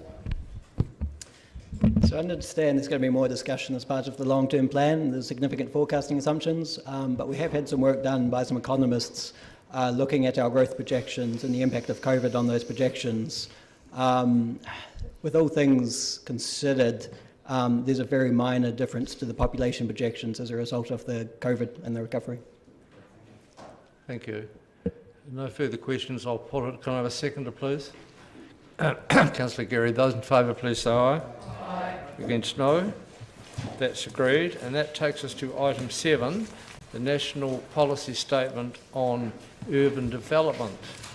Dr. Johnson, we've all read it, and we'd like you to give us your analysis of the implications of an explanation of how this works in terms of the statutory effect and the likely consequences, and then I'm sure there will be questions. The Mayor has put his hand up for the first one. Okay, well, I have Nathan Stocker here with me as well. Nathan's going to speak to the, well, probably most of the content, and I will speak to how the team will respond in terms of its effect on the work we're doing at the moment and the work program. So I don't know if, Nathan, you want to go through some highlights? Sure. So as the report indicates, it replaces the National Policy Statement on Urban Development Capacity. And at a high level, it's effectively trying to achieve the same thing. It's about providing sufficient capacity for the market to operate effectively and efficiently. A lot of the requirements are carried over and sometimes a slightly different form. So things like assessing our development capacity and being responsive to the benefits of urban development are very similar. Same with the monitoring requirements. There's some technical differences, but they're not major. I'll note that from our previous submission, they've moved away from using major urban centres in other areas to using Tier 1, Tier 2 and Tier 3 councils. We're a Tier 2 council, which means that not all of the requirements apply to us, particularly the stricter ones, which dictate a certain minimum building size, for example, in certain areas, which only apply in the bigger cities. Some of the new requirements include a future development strategy. However, we're planning on doing that anyway. The big one, which is new to us, is the requirement to take out the minimum car parking standards from the district plan. Can I ask, are you going to continue, Dr. Johnson, or essentially that is the major concern, is it not? Can I start off then asking about that? I can understand, first of all, this comes into effect on the 20th of August, is that correct? But the regulations, the introduction of the regulations is also staggered depending on what rule it is. And in the case of the car parking announcement, that's 2022, is that correct? Correct, February 2022. Okay. I can understand where this has come from and would be highly desirable in terms of inner city intensification, and as I understand it, that's what's driven it. But I'm extraordinarily surprised that it appears to capture major projects such as our hospital. Is that your interpretation of the situation? Yes, it is. It applies to all activities in the urban environment. Okay. And while it might be that in the case of that project, it might be that a builder consent application might surface prior to the deadline and therefore be considered in terms of current law, Sorry, that certainly wouldn't be likely for the second stage, the major stage of the build. Well, it is 2 points of clarification. Is one, my understanding is it's just we have a time frame that we have to make amendments to the plan, not using Schedule 1 to remove the car parking requirements, but the NPS and its policy objectives and policies apply immediately to decision making on car parking. So it could mean that even in a situation now, if somebody were to seek to provide less than the minimum car parking, it would be very difficult for us to enforce that minimum because this policy framework comes into effect. You are allowed to consider car parking for discretionary and non-complying activities under this NPS. It's only in terms of standards and restricted discretionary activities where you're not allowed to consider car parking. However, the problem that we have is in R2GP, we've tried to be quite helpful in using restricted discretionary activity status quite frequently to make the consent process more efficient and cost-effective for plan users. But in doing so, it means that we've effectively removed our ability to ever consider car parking demand and its effect in all those situations, and the NPS doesn't appear to give us the ability to make consequential changes not using Schedule 1. For example, if we felt that the hospital, if it was restricted discretionary and effects on accessibility were a major concern, we can't automatically change the hospital to a discretionary activity status in response. Okay.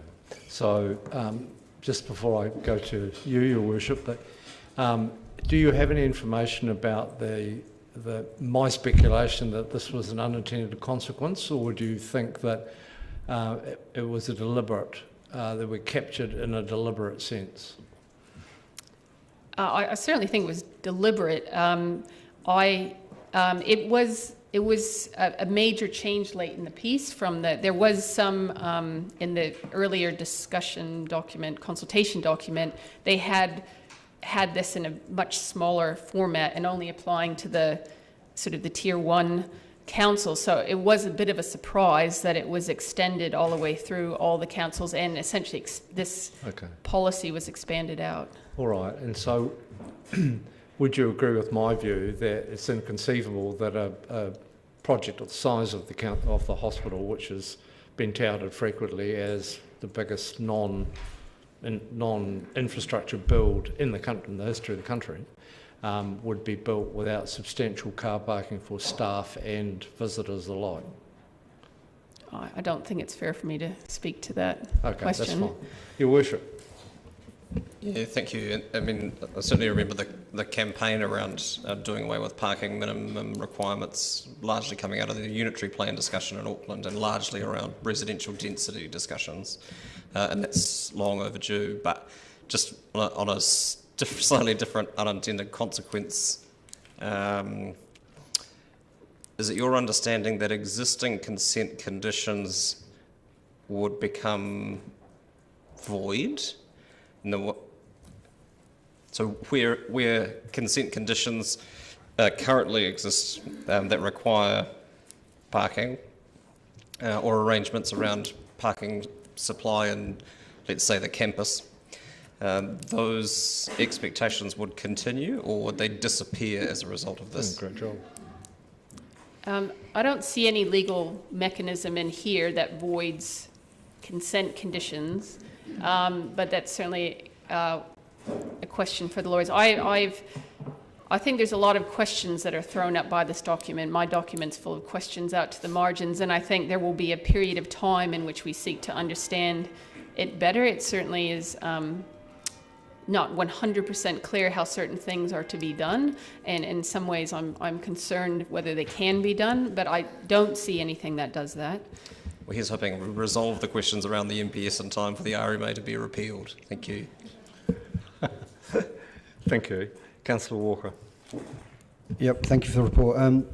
Obviously the new NPS defines us as a Tier 2 requiring an FDS So the question is, I'm assuming some local authorities don't have a spatial plan.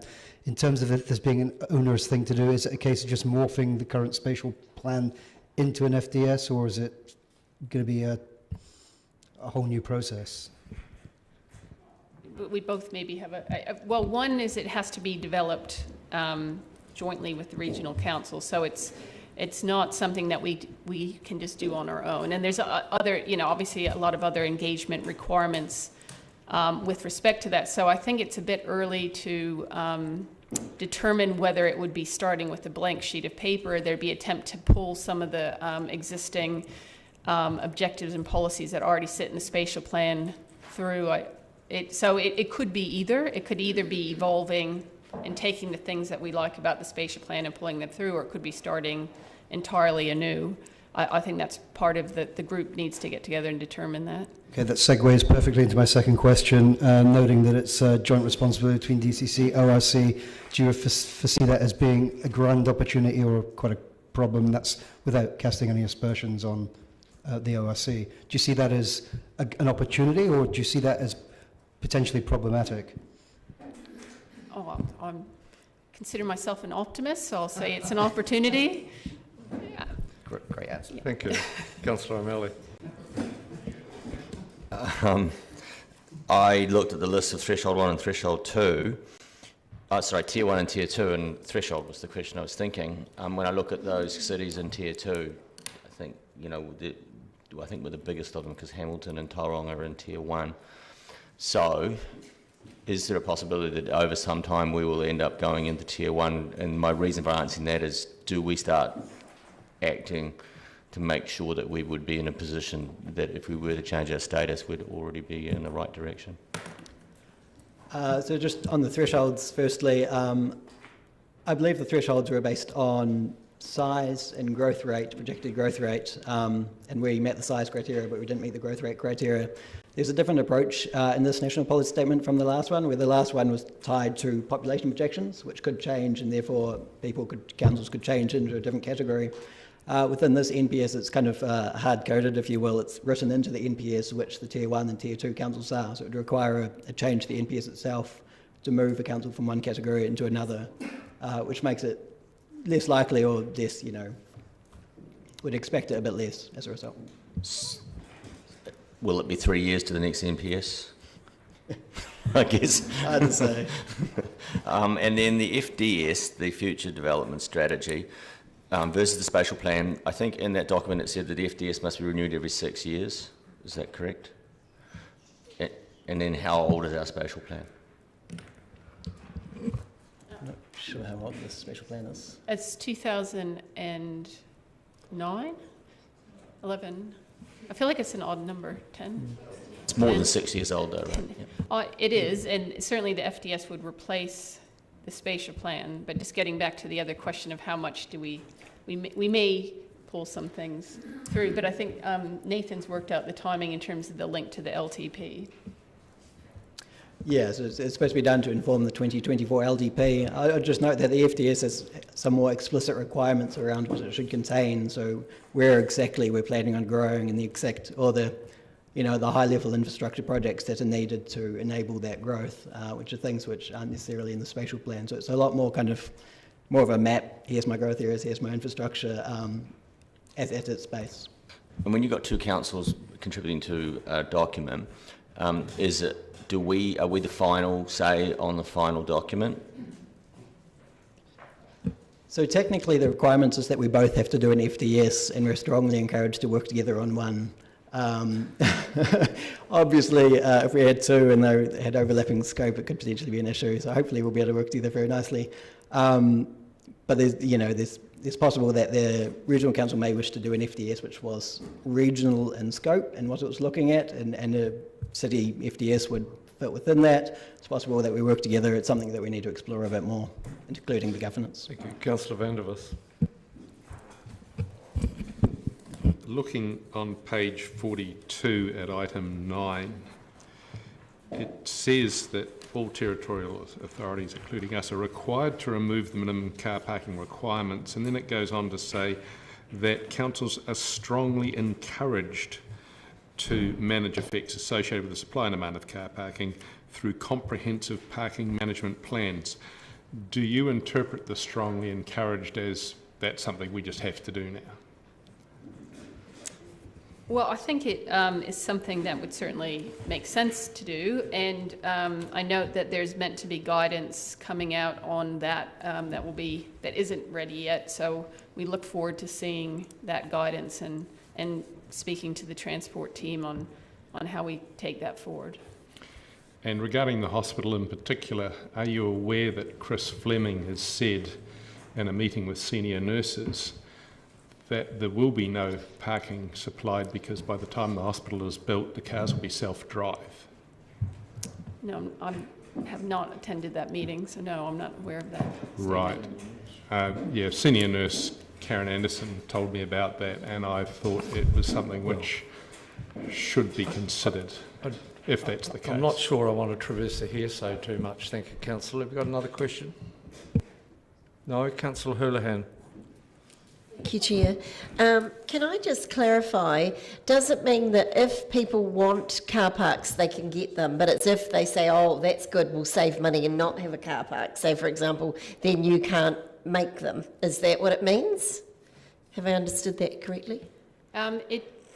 Yes, it does. The NPS does talk about plans including maximum parking rates where it considers that helpful for policy outcomes. We currently don't do that. So at the moment, we don't set any maximum, so people can provide as much car parking as they'd like. Oh, I see. So they can have, but if someone says, I'm not going to have car parks, like on a big development, say, for example, with the hospital, we can't say, look, wait a minute, we can't make them have car parks. Is that what you're saying? Under this new ruling, is that the case?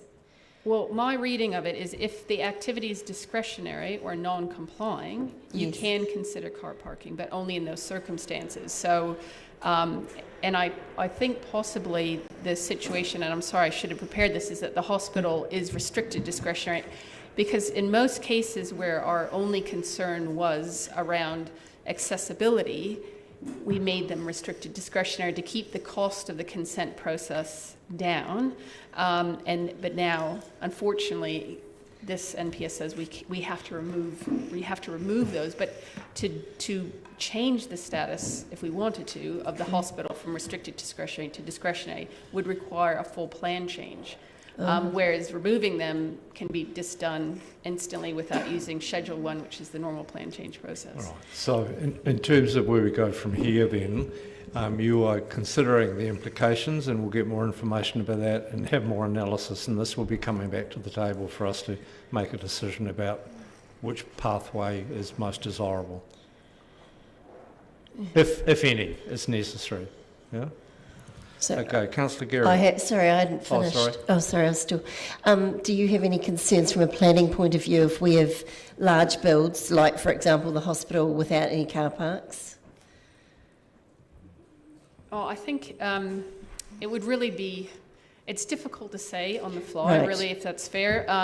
I think it would certainly be a normal consideration for an activity of that size, but without looking at it in detail, I don't really want to pass more comment than that. Right. I don't know whether this is a transport issue or a planning issue, but with some of our planning that's coming up in the future, I believe we're going to be losing more car parks if they stay the way they are. Like, for example, CBD, I think we put out a press release saying 20 car parks would go. Is that correct? Well, I can't speak to the press release, but I will say that in the CBD we have very few car parking requirements currently, because generally the way the plan works is in areas where there's a lot of public car parking, we have very few activities that we would require car parking for, and it would really be limited to what we term high trip generators, so activities that generate huge numbers of trips. So I think the CBD is possibly one of the areas where it's least impacted because there were so few car parking requirements other than for these high trip generating activities. Because that's where certainly I receive a lot, and I mean, I know other councillors do too, a lot of complaints about people can't get a park. And in the survey, that was one of the highest issues Councillor, public had. Councillor, could we have a question, please? Yes, the question is, are you aware that there is concern around lack of car parks? Oh, I think most of Dunedin is aware Right. that there are people that think there's a lack of car parking. And is it something you consider with planning? Certainly you consider effects on accessibility is a major consideration for all planning activity. Thank you. Yeah. Councillor Gary. Chair, I'm not sure whether this is for this section or notification, matters for notification, but it just triggered a memory and wondering where we got to and whether the work was done on the parking buildings and the parking available in those private parking buildings. Did we get anywhere with that? I'm not sure. Mr. Drew might be able to. Perhaps just raise it, and I can ask for an update and information. Raise it in the final item. Okay. Thank you. Further questions? Councillor Elder.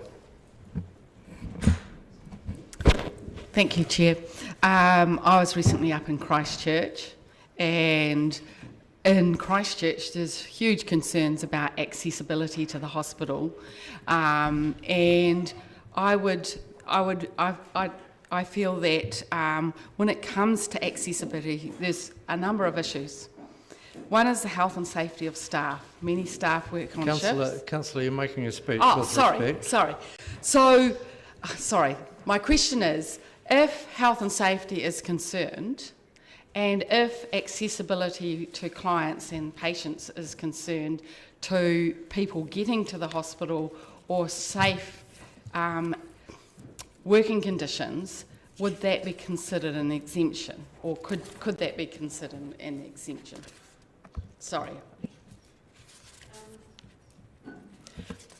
I guess all I can say is if we were writing the plan today and the NPS was put in place, certainly for an activity of that scale, we would probably make it a discretionary activity so that we could consider effects on accessibility, and that's not just car parking, that's all aspects of accessibility. I've yet to fully interrogate the effect of this on the hospital development, but certainly that will be something that I will consider carefully how we can bring that into the conversation, either under the plan, or if not strictly under the plan, just through the broader process of working with the hospital project managers. Well, and can I add to that, given the excellent relationship we have with three of us represented on the local advisory group, we're not short of a really good forum to discuss this matter. I sent a message to the chairman this morning about this, but he's in meetings all day and he hasn't been able to respond, but I'll let people know what his response is. As I say, to this point, this issue has been very much a live one as part of the whole site development issue and so on. There don't appear to be any further questions. I'll move the two noting motions somewhere on the order paper, both in terms of this and the. Oh, thank you, very efficient. In terms of the MPS on urban development and and the associated comment about land supply as well, given that they're both running. The second as part of variation 2. Do I have a seconder, please? Thanks, Councillor Lord. Any comment? Councillor Houlihan. Thank you, Chair. Yes, I could not support this strategy at all. I believe it's a regulation we have to do. I know I can't answer that as a question now, but I wish I had. But I think it will have serious implications for our city, and I have serious concerns about it. If we've got, as we believe, a possibility that the hospital will be built with no parking, I know for a fact that there's already people who complain daily. I've certainly had complaints, and I know other councillors have as well, that they can't get a car park near the hospital. I've also spoken to businesses that are near the hospital that are indirectly, getting pressure because of it, because people can't find a park, so they come into their car park. For example, Countdown, they're getting pushed regularly with people parking in there to go to, other areas, and they're afraid that's going to get worse with this new build. Also, I believe parks were taken away as well with the cycle lanes that went along that state highway. With the proposed CBD advisory group, the design and whatever happens there at the moment, the proposal will be taking away car parks. So I think as a city, we have to be very careful. We're going to have major congestion and angry ratepayers, and I do not blame them. It is not easy to get around the city when you cannot find a park anywhere. We have not got systems that back up getting around with public transport at the moment. If we had a great public transport, I think a lot of people wouldn't have an issue with this, but unfortunately at the moment we don't. And some people have made comment that driverless cars will be the answer, but I don't believe that if there was driverless cars, we're not all going to just get rid of our own car. So there's still going to be cars. I think that's a very naive statement for people to make, and quite unbelievable, really. And I mean, I see a driverless car like a taxi, that'd be good if you had a few wines, you can get it home. But I don't see it as something, if I've got the kids or groceries or whatever, that I'd go order a driverless car. I like the freedom of my own car. I like the safety of having my own car, and COVID has showed us that we need, look how we needed to have our own space at that time. And also, it really is important that we don't have the future for our city is at stake here, because if we're going to have major developments, which we have already, we've got 2, maybe 3 car parks that are going to go in the near future with large developments. Now that's also going to impact with this. That's not including the hospital build that possibly is going to have no car parks. So, you're looking at a loss of a lot of car parks here. I'll leave it at that, but I am not happy with this at all, and I don't think many people will be who drive a car.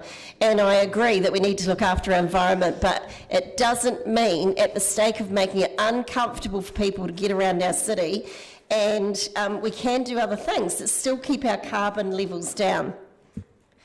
And that wasn't directed at you, Dr. Johnson. Councillor, can I just draw to your attention that you actually strayed into some territory that was discussed in a confidential meeting, and you want to be a little more cautious about the comments you make in public, please. Councillor Geary. Thank you, Chair, and I just wanted to acknowledge that the National Policy Statement on Urban Development is something that is from central government. This is explaining it to us, what we will be required to do. Car parking is a small part of that, although it does have big impact. But what Dr. Johnson has said is that she will be having a very close look at it and how it does affect that one project. I don't think anyone in this room disagrees with the need for people to be able to access the hospital. I don't think there's any argument about that whatsoever. So I think we need to understand that we're simply noting it, we're acknowledging it, we're today understanding and asking questions on it. It is going to happen, and it's how we work with it to achieve the outcomes that we need for our city. Thank you, Councillor. Further comment? Appear to be... Yes? Just commenting on your comments about the work around the hospital and having people on that group to guide this process, and also looking at the planning and the discretionary around that, because I think it's really important to actually address those issues. I talked to my doctor about how services are operating within Dunedin, and she said one of the things that she felt really important, and that's for her clients, is that they are able to access the hospital easily and to visit family who are sick easily. And she said that that had been a concern of her clients, that in fact that wasn't the case already. The other thing is we have to look after staff on shifts, and Christchurch Hospital had the situation where a nurse was assaulted going home from work, and I believe that the hospital has a responsibility for the safety of all these staff, and so I would like to see that integrated into the plan, and the accessibility for people who are going for outpatient visits, day hospital, etc., day surgery. I think it's really, really important. I just was up in Christchurch recently, and my daughter has to go for a visit, and she said she was dreading it already, and she's an able-bodied person, to get a park in the area and to access outpatient services. And I was on a walk with a nurse actually, and he said the same thing. As a staff member, he found it very difficult, and he has an electric bike and is glad that he's got one, because he felt that basically accessing the hospital as a nurse was a nightmare. So I think looking at Christchurch and what implications it had for that community is a real important signpost as to what we might need to look at. So I just recommend that to you, and recommend those concerns to you. Thank you, Councillor. You'll be pleased to know that that's exactly the position that's been repeatedly advocated by myself and your other representatives on that group, and you can be sure that that position won't change. I think I agree that most people would reasonably expect it the responsibility of the employer to ensure workforce safety, particularly with the difficult shifts that medical staff of all kinds work. And similarly, I'm confident that the opportunities to ensure good access of whatever kind to an enormous hospital build for this community won't be wasted. So I'll put it, those in favour please say aye. Aye. Against no? That's agreed. And that takes us to item 8. Councillor, there are 2 items that I'm aware of. Councillor Geary's one and Councillor Vandervis's foray into urban design. We'll take Councillor Geary first. Oh, that was just to see if that work's been done around the availability. Yes, well, I'll talk to Mr Drew about an update, the update of the on-street parking, and more importantly, the off-street building at grade and Thank building you. numbers, which is information we clearly Thank you. need. Yeah. Thank you. Councillor Vandervis.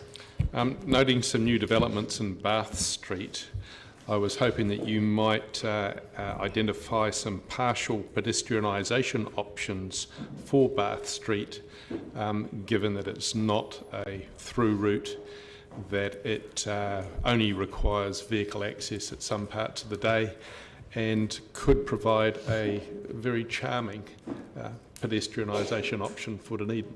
I would be delighted to ask for the same on the Council's behalf, and with your permission, I would extend that to include an update on the design work that was done for Bond Street that was funded, you'll recall, but hasn't progressed because it was being refined. So that will come to us in due course. Councillor. I'd agree with that. I think that street would look awesome, blocked off, but the only issue I would have is aged care is in there, and they might have some issues, because I know for Meals on Wheels you have to run in there. We'll have a discussion about it when we get the report that we're asking for, and Yes. I know you're strongly in support of getting reports on things. I'll close the meeting. Thank you very much for your attendance. Have a safe and enjoyable evening.